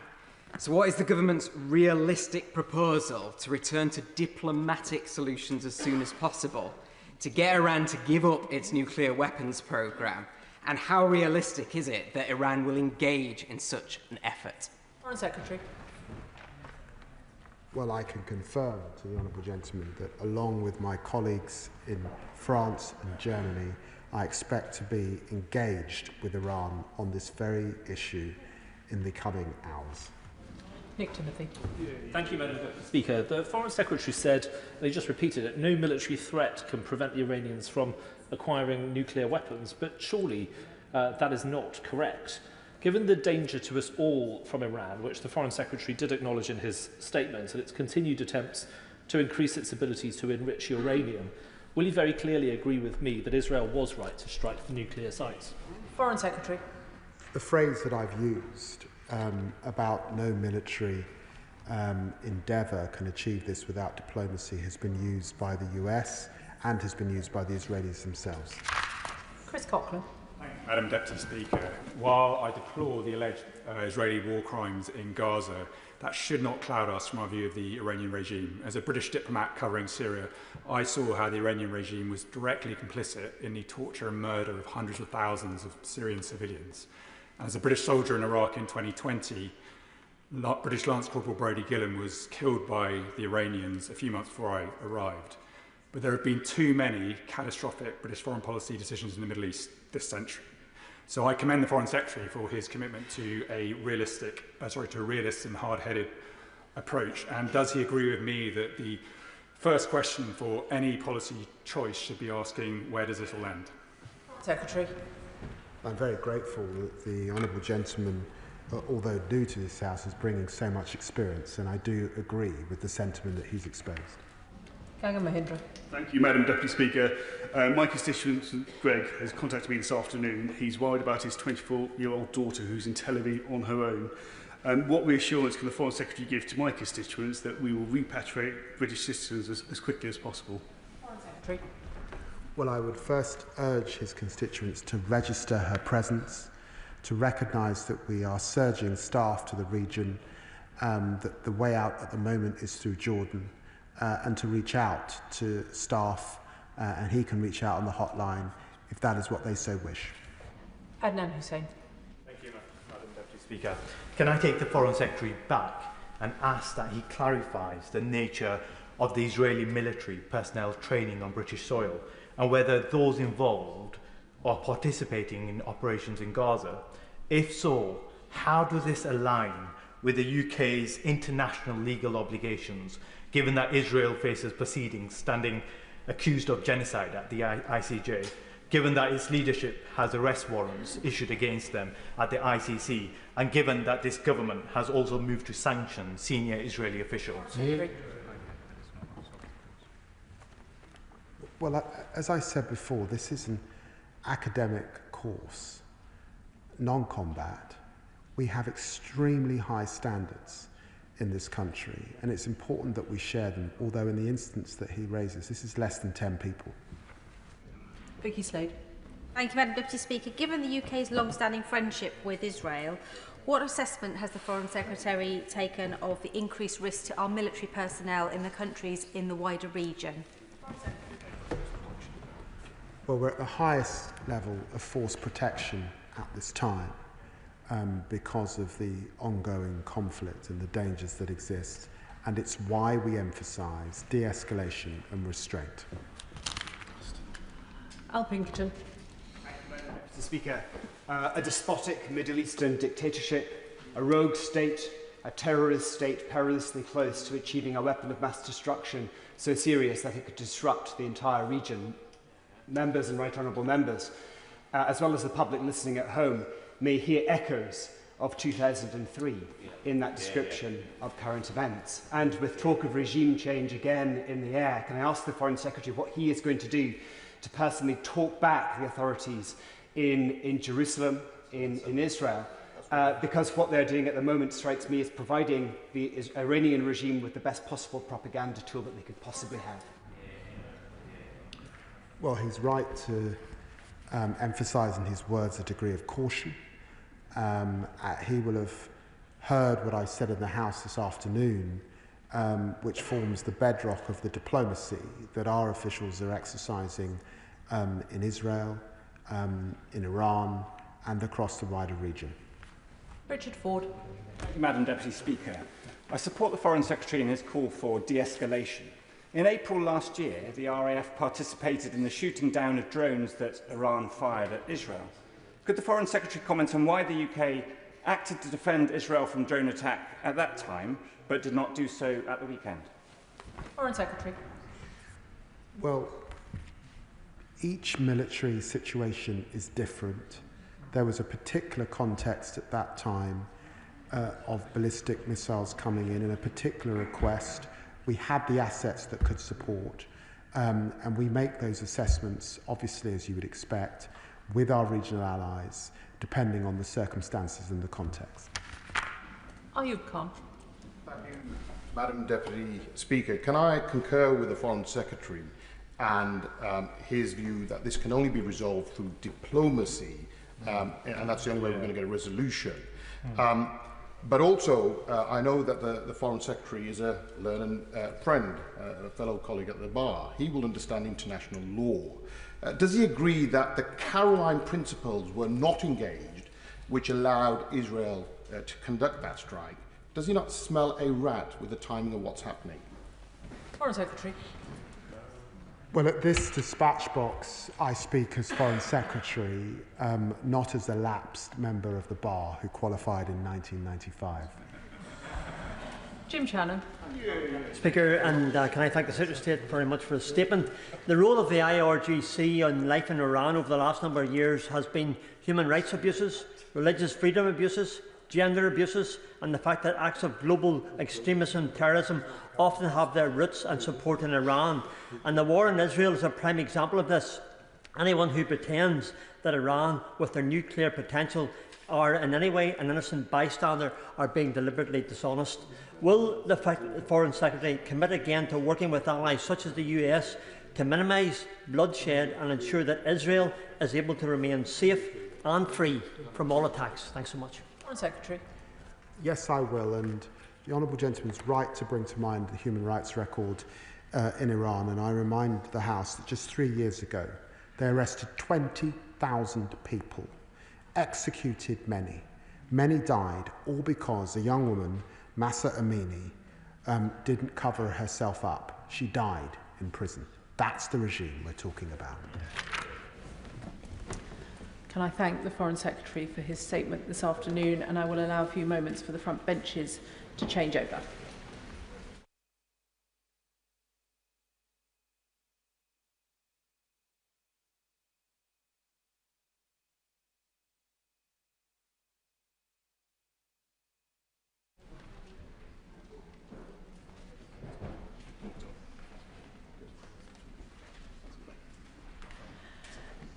Before we come to the next statement, can I, from the Chair, pass on my condolences to the family of Keaton Shah, one of my constituents in Shipton Bellinger, who was tragically killed in the Air India crash. Keaton was a valued member of the local community where he ran the village stores, and the whole community is devastated by his loss.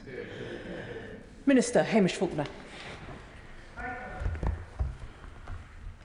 With permission, Madam Deputy Speaker, I want to update the House on our response to Thursday's devastating Air India plane crash. I know the whole House joins with me and with you in offering heartfelt condolences to all those who've lost loved ones in this tragedy. The images of those boarding the flight are heartbreaking. Families across both countries, including my constituency and of course yours, have been shocked and horrified. They are mourning and we mourn with them. Official casualty figures are not yet confirmed. However, our understanding is that of 242 passengers and crew, 53 of them are British nationals, and just one has survived. Many also died or were badly injured in the medical college which the plane hit. My right honourable friend, the Prime Minister, has passed on our deepest sympathies to Prime Minister Modi. My right honourable friend, the Foreign Secretary, has also spoken to his friend Minister Jaishankar on the day of the crash. The Foreign Office immediately stood up crisis teams in London, in Delhi and in Ahmedabad. Our High Commissioner in India travelled to Ahmedabad and remained on the ground throughout the weekend, visiting the local hospital and the crash site.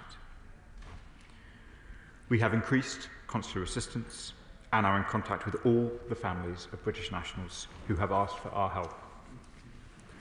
In Ahmedabad, we have set up a UK reception centre to help British nationals in person. A team of 4 investigators from the Air Accident Investigation Branch arrived on Friday to support work on the ground. That same morning, we also deployed 5 people of the Rapid Deployment Team to strengthen the support we are offering in person. We have also supported a British Red Cross psychological support officer now in India, helping families cope with the tragic emotional impact. We have also deployed specialist disaster victim identification experts to the ground, liaising with the Indian authority-led identification process. Here in the UK, police family liaison officers were deployed over the weekend to support families based here during an incredibly difficult time. We are, of course, also in regular, close contact with Air India about the support package that they are offering, which includes funding flights and full repatriation costs to bring loved ones home. I understand how frustrating it is for families who have not yet been able to lay their loved ones to rest, and I recognise the pain and the frustration that this is causing. The Indian authorities are working around the clock with UK support to be able to do this. Unfortunately, these processes take time, but it is important that they are done properly to avoid causing more pain to families. At the same time, we are also, of course, focused on understanding what has happened. The Indian Aircraft Accident Investigation Branch has accepted the UK's offer of help, and a team of British inspectors are now on site. Our High Commissioner met the Gujarat Home Minister Sanghavi yesterday to offer our support, and Madam Deputy Speaker, the Government continues to work tirelessly with our Indian partners to establish what happened and support all of those who are grieving. With an Indian diaspora around 2 million strong here in Britain, and with a particularly prominent Gujarati community, we feel the pain of this tragedy together. It reminds us not only of the deep personal ties between our people, but also of the strength of our partnership with India. A partnership built on trust, shared values, and mutual support in times of crisis. Just over a week ago, the Foreign Secretary was in Delhi, celebrating the conclusion of trade talks, discussing the expansion of our strategic partnership, and meeting so many dedicated to strengthening the ties between us. In the face of such profound loss, the UK stands shoulder to shoulder with India, not only in grief, but in our shared resolve to ensure that those we have lost are never forgotten. I commend the statement to the House. Shadow Foreign Secretary Priti Patel. Speaker, the tragic deaths of 242 men, women and children on Air India flight 7171 from Ahmedabad to Gatwick on Thursday, and the reports of at least 29 fatalities on the ground, are beyond distressing and upsetting. It is still difficult to comprehend the scale of this tragedy. Our thoughts and prayers continue to be with everyone affected, in particular with the families and relatives of the lost ones. All our thoughts are with those who are in hospital having suffered injuries, and with Vishwa Kumar Ramesh, whose survival from the crash is an absolute miracle, but who sadly lost his brother. Many of those who died were British, 52, and many families in the UK will have lost loved ones who were also Indian nationals too. Over the last few days, we have started to hear of the lives of those who died and the grief their families are going through. The loss of Akhil Nanobara and his wife Hannah Vaudry and their 4-year-old daughter Sarah, Javed and Miriam Syed and their 2 children from London, Hardik Avalia and Vibhuti Patel, a couple from Leicester who had gone to India to celebrate their engagement, Frognall and Jamie Greenlaw Meek, and the former Chief Minister of Gujarat, Vijay Rapani. Their passing and those of everyone who died will be greatly felt, and our condolences go to all of them. The pain that they are all experiencing is clearly unimaginable. Following this tragedy, we've seen communities come together in mandirs, gurdwaras and other places of worship to pray and seek comfort in these difficult times. This evening a vigil is being organised by the Indian High Commissioner, where the community will come together to reflect, mourn and pray. I thank the High Commission's team for their support and their kindness in their consular support.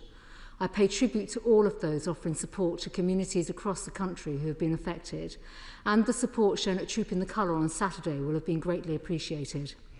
I want to put on record our thanks to the emergency services in India for their response. Madam Deputy Speaker, the FCDO, as we have heard, has set up a reception centre at the Umaid Hotel in Ahmedabad, but concerns have been raised this afternoon that there's not enough British presence on the ground at the hospital and elsewhere where families are going to identify their loved ones. The Minister may have seen the statement issued earlier by 3 families referring to an inadequate and painfully slow government reaction. They also said no UK leadership or medical teams and no crisis professionals are stationed at the hospital. And clearly they are asking the government to step up its presence on the ground in Ahmedabad.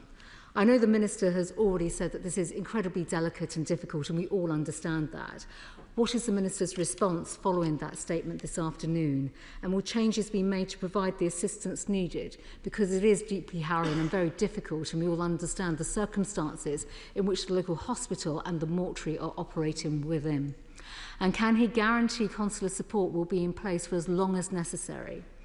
The pain families are going through is unimaginable, and identifying and returning bodies of their loved ones to enable funerals is clearly going to take some time. Forensics are obviously being used to help identify bodies, and families will be providing samples to help with that awful process. Can the Minister give an update on any support the UK is providing to help with this process and in also some of this forensic work that needs to take place? Does the Minister know at this stage how many bodies have been identified? And can he give assurances that the work that is taking place across government and with local authorities and schools in the communities affected here in the UK will ensure that counselling and trauma support services are available, especially for children who will have lost very close family members? The families affected deserve answers to know what happened to the plane, and thoughts are turning to those investigations that are taking place. We know it's early days yet, but can the Minister give details of any conversations that have taken place with counterparts in India with regards to the investigations, and also with Boeing?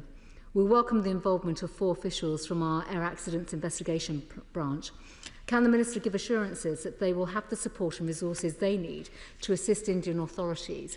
On the cause of the crash, will the Minister give an assurance that the UK government will work with India to get answers and provide updates to the families in particular? Madam Deputy Speaker, last Thursday was a dark, sad and traumatic day for India, the UK and all those affected wherever they are in the world. And I'm sure we all speak for the whole House when I say that we stand with them in seeking answers. We stand with them in working to give them the support they need, and we stand with them in mourning the sad deaths of their loved ones. Minister. I thank the Shadow Foreign Secretary for the tone of the questions. She rightly points to the scale. This is the single largest loss of British life in an aviation accident since 9/11, and I think one of the single largest losses of British national life overseas in one incident for a long time. 10 years ago, practically this month, I was, as part of the diplomatic service, on the ground in Sousse after a terrible tragedy then. I know well the agony for families seeking to pick up the pieces after an incident like this.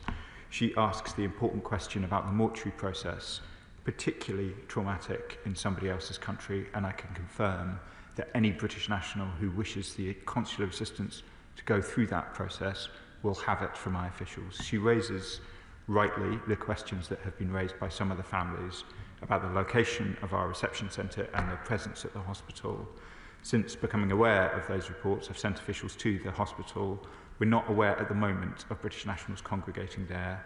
I've asked officials to review the signage and general arrangements to ensure that people know where our reception centre is. The hotel, the Amid Hotel, where our reception centre is close to the airport because we thought that would be the best place to receive British nationals rather than the hospital where, tragically, there are no living British nationals. But we keep these questions under review. As I know from my own experience, in tragedies like this, it is difficult to get the assistance that British nationals need right first time, and we will learn lessons as each step goes through. And I've spoken to some of the families who made some of these points this afternoon. Chair of the Foreign Affairs Committee, Dame Emily Thornbury. Thank you very much, Deputy Speaker.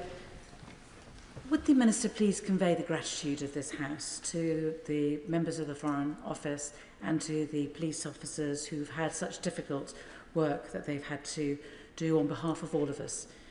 Public service can be very hard sometimes, but we are very grateful. Yeah. I'm very grateful to my right honourable friend for those remarks. Both the family liaison officers and indeed the consular staff on the ground are trying to stand with British nationals during some of the darkest moments, and their work is exactly as my right honourable friends, very hard, and we will stay with, as the Shadow Foreign Secretary asked, those affected by this situation for as long as it takes. Lib Dem spokesperson Helen Maguire. Thank you, Madam Deputy Speaker, and thank you to the Minister for the advance light of his statement. I want to begin by associating myself with his remarks and those of other colleagues in the House as to our collective grief and shock that so many lives have been lost in this appalling crash, including 53 UK citizens. I want to also express my condolences for the families of all those who lost their lives in this tragedy. This will be utterly devastating for them, and it's vital that the government ensures they are fully supported. What reassurances can the Minister provide that each of the families is receiving the support that they need and has been kept updated with any and all new developments relating to the crash?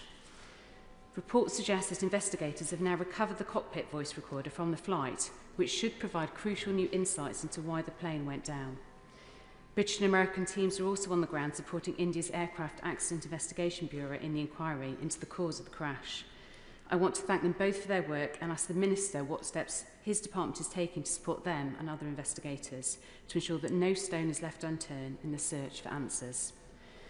A British citizen, Vishwas Kumar Ramesh, was the only survivor of the crash. I know I speak for the whole House in expressing our relief that he is alive, but also recognise what a traumatic experience this will have been for him, including having to come to terms with the loss of his brother, AJ, who was also on the flight.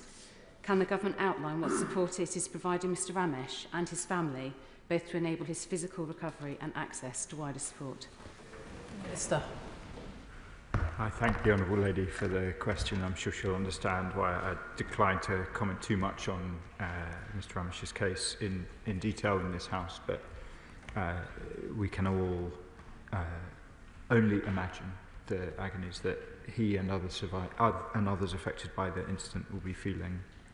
I won't comment too much on the investigation. It is ongoing.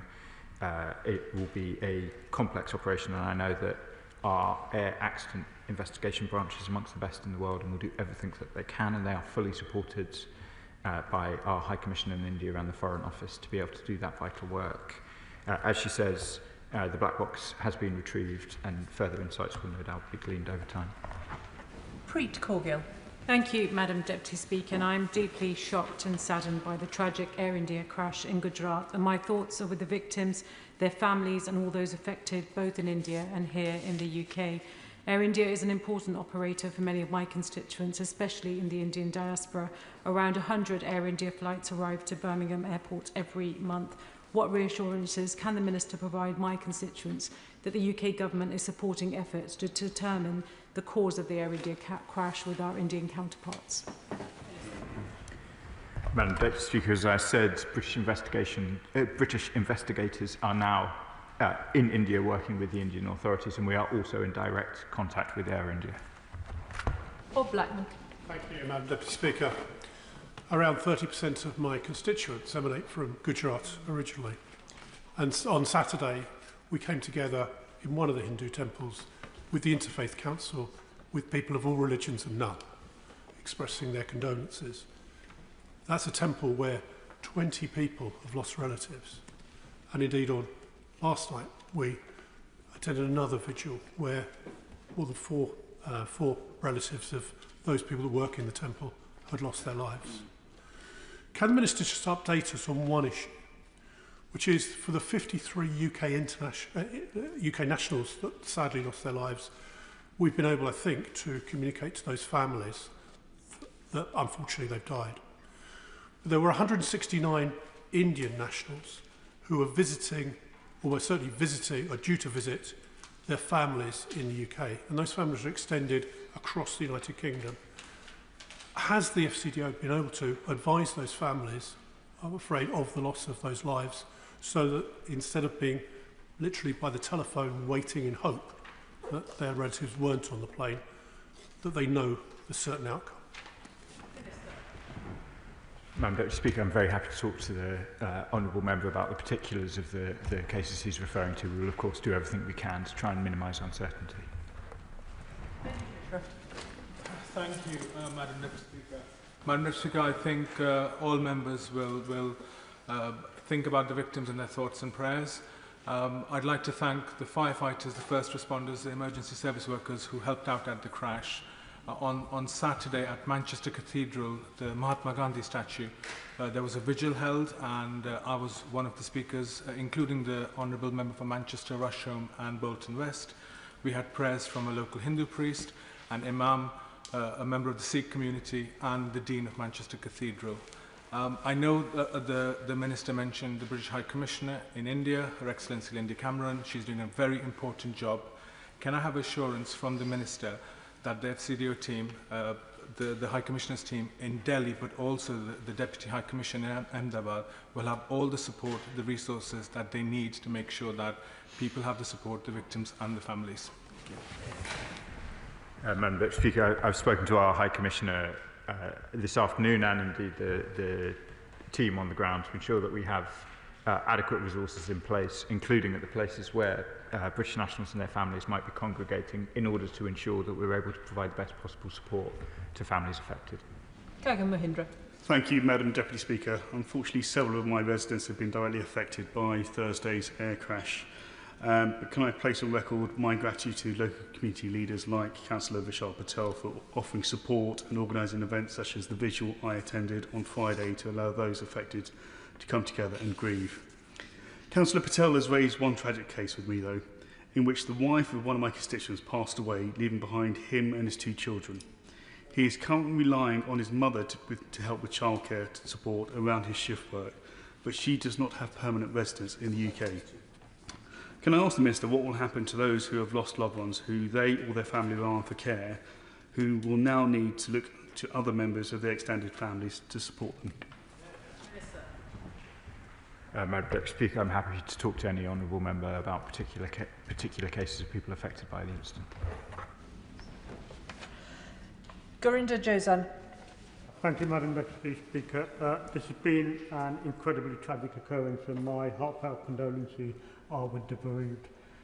Considering the involvement of the UK Air Accident Investigation Branch, can the Minister give further information about UK role in the ongoing investigation, and how will it ensure that the questions of families and relatives are answered, ensuring transparency and accountability in the process? Madam Deputy Speaker, the UK AAIB will be supporting the Indian authorities in their work, and we will do everything we can to ensure that families are kept fully apprised of the conduct of the investigation. Adnan Hussain. Thank you, Madam Deputy Speaker. Will the Minister join me in expressing heartfelt condolences to my constituents who have tragically lost three beloved members of their family, Adam Taju, Hasina Taju and Altaf Patel. I also wish to sincerely thank the Minister for his prompt support and action for the affected families, and to place on record my appreciation for the outstanding efforts of the members of the Foreign Office in assisting the families, all who have been in need in their darkest times. I thank the Honourable Member for his kind words about both me and the officials, and I do join with him in truly heartfelt condolences for the loss of life amongst his constituents. Sir John Joseph. Thank you, Madam Deputy Speaker. I want to extend my heartfelt sympathies to all those, including the many British and Indian families who have lost loved ones. The UK and India are closely connected, and there are many people in both our countries who are grieving after this dreadful crash. I would also like to take this opportunity to pay tribute to the Foreign Office staff who have been working both in the UK and India to support the families and loved ones of all those impacted.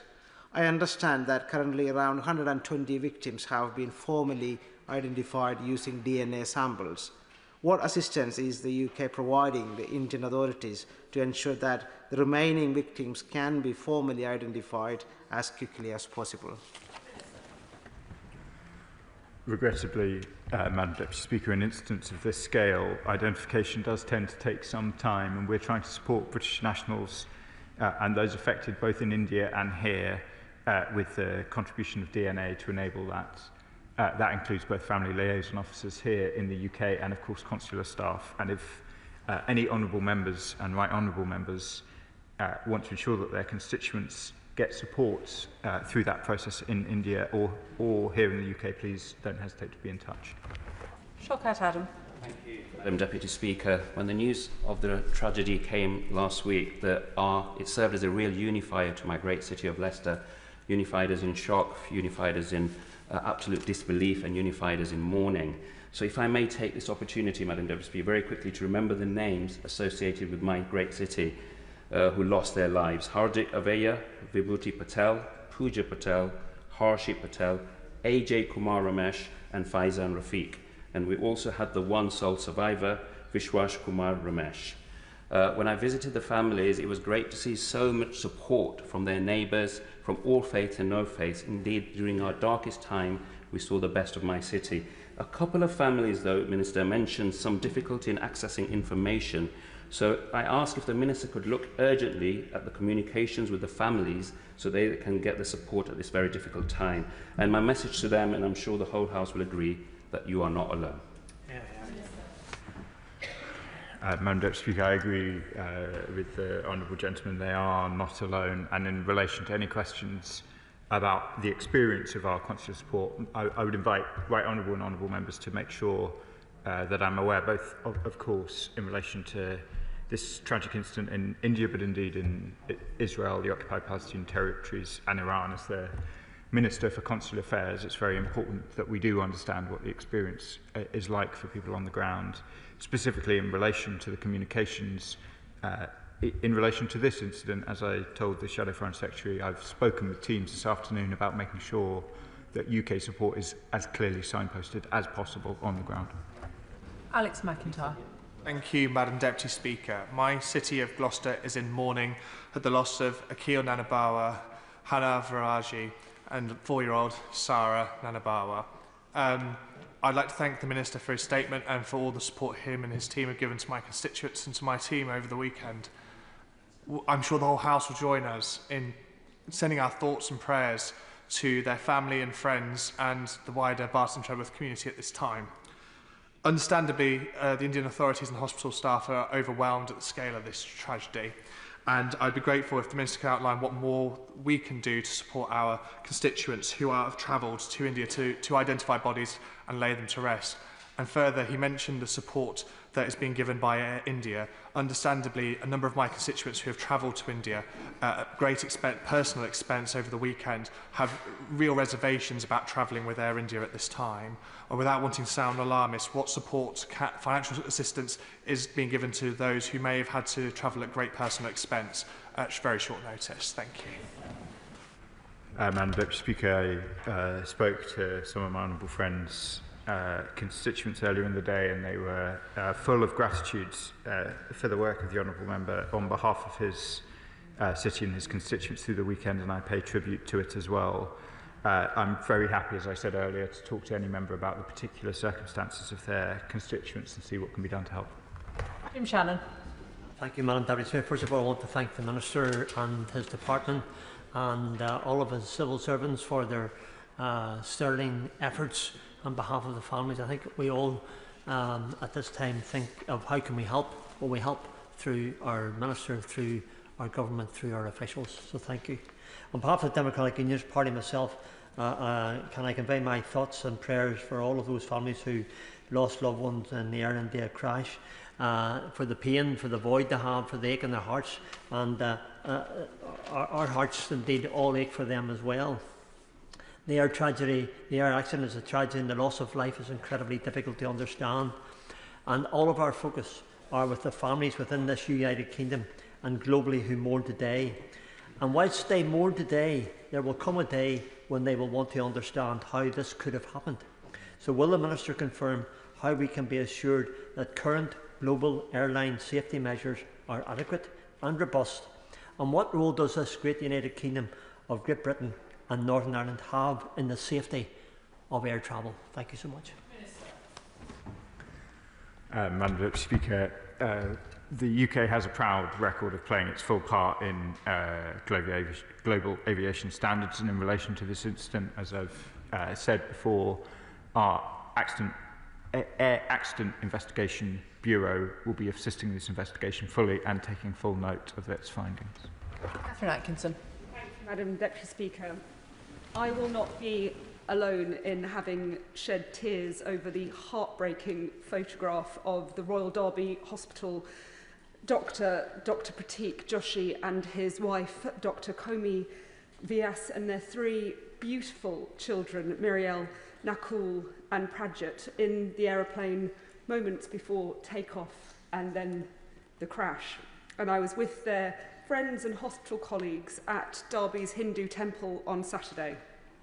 And it made real and vivid the tragedy of all the lives lost in this crash.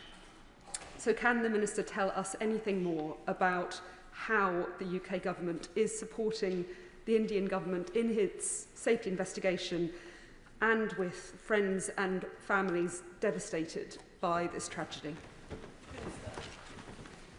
I pay tribute to my honourable friend's work in Derby on these questions. Those photos are a heartbreak, and particularly the one that she mentions that I think so many in this House will have seen.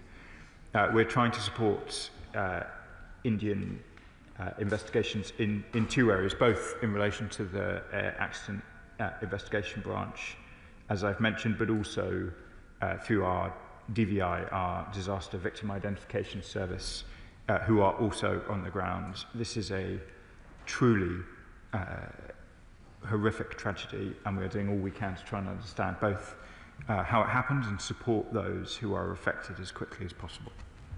Jazz Atwell.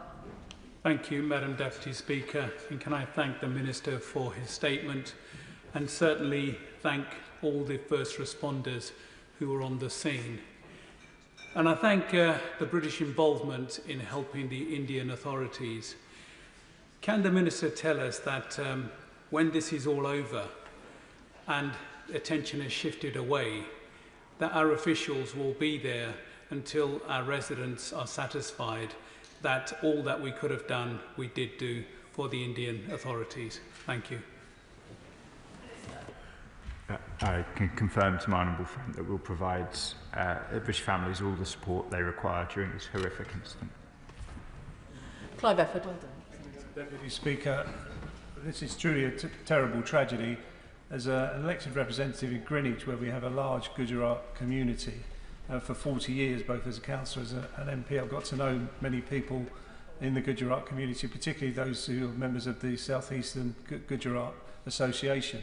And they'll be grieving, like all of us today, over this terrible tragedy. But can I ask my honourable friend He mentioned in his statement that there are family liaison officers that have been appointed, but what resources do they have?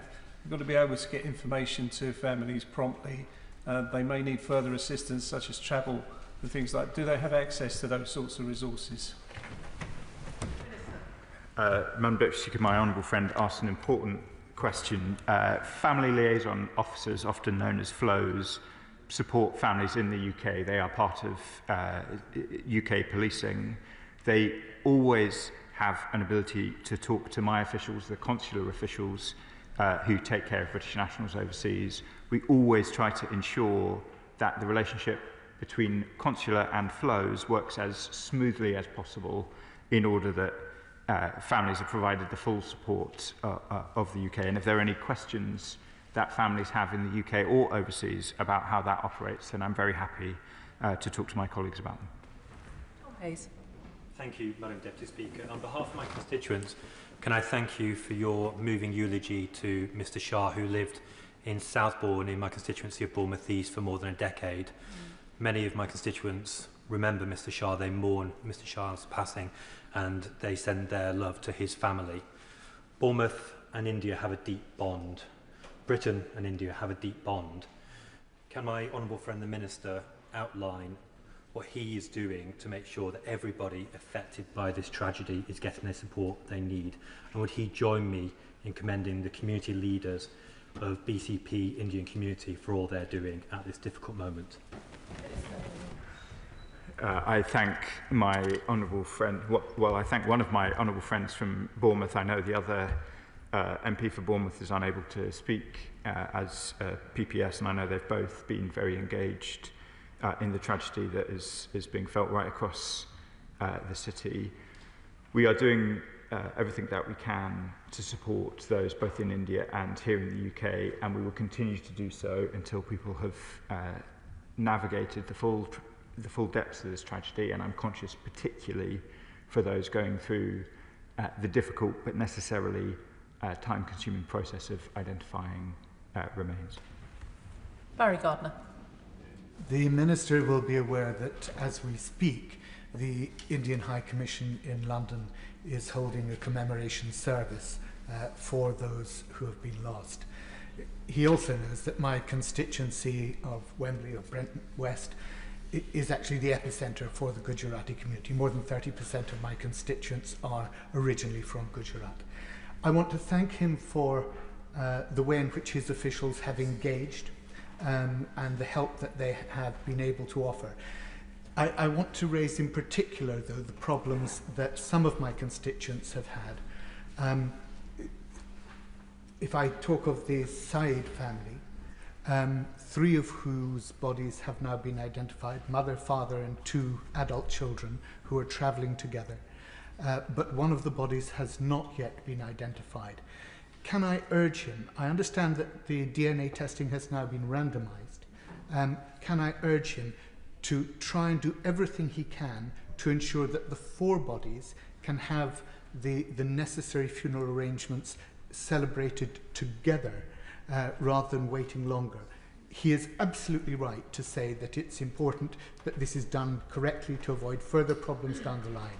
But families are in deep distress at the moment, and it really is important that we send every possible help to get the DNA testing done as quickly as possible.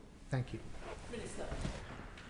Madam Deputy Speaker, I understand the force and the emotion behind my honourable friend's question, and I've spoken to families about the obvious agony that the process of identification takes. I will look into the circumstances he describes. But while I'm at the dispatch box, let me also, since he mentioned the Indian High Commission, pass on my thanks to the Indian High Commission here, who have worked hard in order particularly to facilitate visas rapidly for family members able to go out and see their loved ones. Danny Beales. Thank you, Madam Deputy Speaker. My constituency in Uxbridge and South Ryslip has a very significant Indian community, and there's been collective grief and dismay at these tragic events, and they, as I, would welcome the Minister's condolences today to the families affected both here in the UK and in India. I welcome the statement today and the Minister's confirmation of support on the ground for families affected, but I would ask the Minister if he will keep under review the consulate's resources, both in its capacity and locations of support as the events unfold. And secondly, again, I welcome the commitment and confirmation that British crash investigators are on site to provide support. I'd like to further ask the Minister to confirm that he's in close dialogue with the Department for Transport to ensure all UK resources and expertise in this area are available and can be deployed to get the families the answers that they much deserve. I can confirm to my honourable friend that we will, of course, keep our consular response under review as events developed, and I can also confirm that we remain in close coordination between the Foreign Office and the Department for Transport, and both I, the Foreign Secretary, and the Secretary of State for Transport were in the very first ministerial cobra in response to this incident, and I know she is keeping a very close engagement in these issues. Sarah Coombs. Thank you, Madam Deputy Speaker. This Air India crash was a devastating tragedy, and my thoughts are with all those who were affected. Many of my constituents in West Bromwich have family in India, and they are deeply shaken and saddened by what has happened. I'm grateful for the Minister for setting out all the work that the British government has done in association with the Indian government to support at this terrible time. You've mentioned our aviation experts who are on hand. Can you say a bit more about our ongoing support for the Indian government and how we can give my constituents in West Bromwich confidence when they go and visit their family in India? I thank my honourable friend for the question. I set out some of the detail around our support to the Indian government.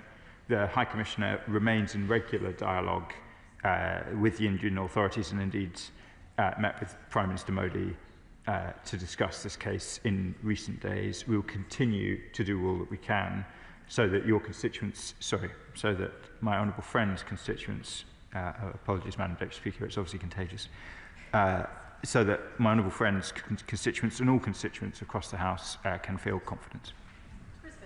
Thank you, Madam Deputy Speaker. This is a terrible tragedy, and I join the Minister in paying my respects to those who have lost their lives, and also my condolences to friends and family members who have had their lives literally ripped apart by this terrible tragedy.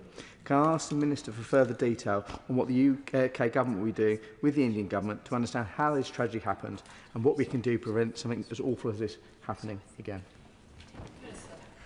Madam Deputy Speaker, the AAIB will be playing their full role, and we will consider the findings of the Indian and British and American supporters investigation fully and obviously take any actions required. Mark Seward. Thank you, Madam Deputy Speaker. Can I associate myself with the comments of the Minister, the Shadow Foreign Secretary and many others across this House in expressing condolences? My thoughts have been with the families and friends, the people who've lost loved ones in the India air crash. Now, I represent a lot of people in Leeds southwestern Morley, and that includes a group of wonderful families who organise under the name Morley Indians.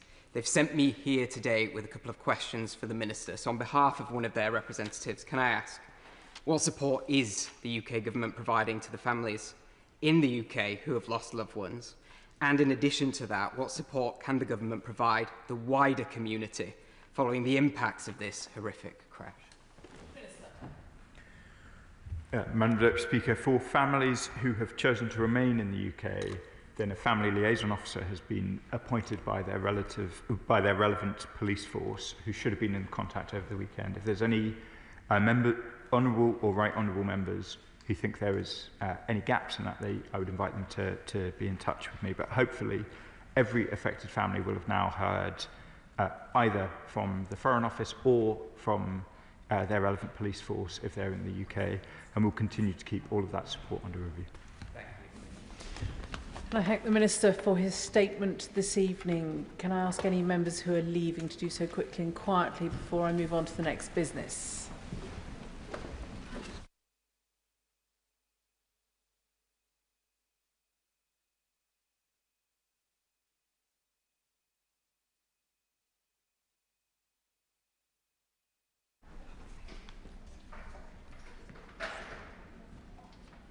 We now come to motion number 1 relating to business of the House today.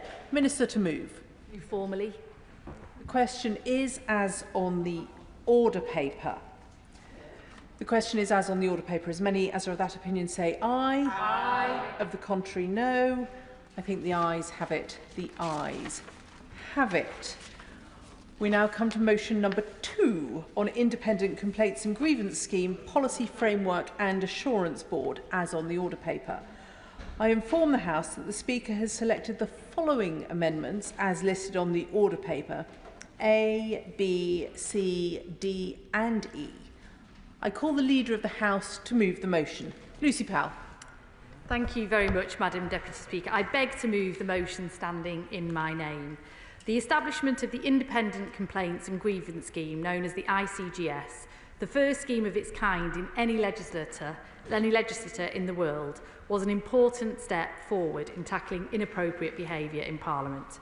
Its establishment was agreed in 2018 with cross-party support. The ICGS provides a dedicated independent mechanism for handling complaints of bullying, harassment or sexual misconduct in both houses. It deals with those complaints assiduously and anonymously with a professional, well-resourced team and has a range of appropriate sanctions and mechanisms at its disposal.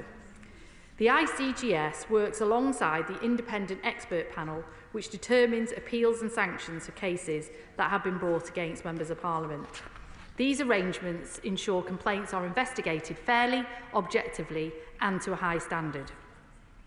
The ICGS has been an important driver in establishing high standards and improved culture in Parliament, and we should all support it. I thank the ICGS for its continued work, and in particular the contribution of its director, Thea Walton, who will be stepping down from her role later this year. Last year, Parliament published the findings of an independent review into the effectiveness of the ICGS conducted by Paul Kernahan. The review broadly praised the ICGS's performance, with Kernahan being clear the ICGS is making a difference to standards in Parliament, and it has demonstrated its ability to hold people to account for unacceptable behaviour. He said, and I quote, that the ICGS is something the parliamentary community should take pride in. The review found that the scheme has continued to take positive steps to improve timeliness and the quality of its service. Of course, there's always more work to be done. Its ambition should, rightly, to be the gold standard in workplace grievance schemes. In total, the review made 26 recommendations. Of these, 8 have already been delivered and a further 8 will be taken forward should the motion before the House today be agreed. Work on the remaining recommendations is underway. These are recommendations from an independent review of the independent grievance scheme of this House. They really shouldn't be contentious. Kernahan's first recommendation is to consolidate the various policy and procedure documents into one policy document and one procedure document. And secondly, that the existing ICGS Assurance Group should become a permanent ICGS Assurance Board. The assurance... Yes? I thank the Leader of the House for giving way. I'm looking through this document and also the opposition's amendments, and 2 of the amendments they put forward talk about the size of the ICG Assurance Board, and in particular adding 2 members. But is it the feeling of the independent evaluation of the independent process that actually this is the right size and we don't need those amendments? Well, I certainly don't think we need those amendments. I mean, the Assurance Board is made up of representatives of both houses, of the HR department and other appropriate people, as it should be, and including a member of this House who I think will be contributing shortly, who's a member of the Commission as well. So I think the Assurance Board make-up is right as proposed. Did you want to intervene on that? I thank the Leader of the House for giving way and want to make a declaration of interest that Max in my parliamentary office is one of many trade union reps across this House, and in fact so very good at what he does. They had an EDM in the last Parliament signed by 77 honourable and right honourable members for his service. I just wanted to ask about what consideration had been given to the ICGS Assurance Board about there being representation for either the House or MP staff unions to be either permanent members of that board or for how the board engages with the unions in this place? Well, can I thank you for that question and put on record my thanks to Max and many others, Ken and others who've done great work representing those who work in this House, whether it's for an MP or as House staff. And I think the role that the trade unions play is absolutely important, and their role within this process should be recognised. Both the House staff and member staff trade unions are represented on the ICGS stakeholder group, and the ICGS have an obligation to consult with that stakeholder group before any proposals are brought to the Assurance Board. But I want to put on record that I hope the ICGS continue to do that very closely, because I think the trade unions provide an invaluable voice to the operation of the ICGS, and that should continue. The Assurance Board will scrutinise the day-to-day performance of the ICGS and ensure that investigations are timely and of a high quality. This body would also have responsibility for updating the ICGS procedures document, but only that document, Madam Deputy Speaker. I will give way. Can I thank the Leader of the House for bringing this forward? And she's absolutely, the Honourable Lady is absolutely right. Right Honourable Lady is absolutely right. No one should have any doubts about the reasoning for this before us, and no one should have any opposition to it. And I understand there won't be any opposition to it, what I'm told. But would the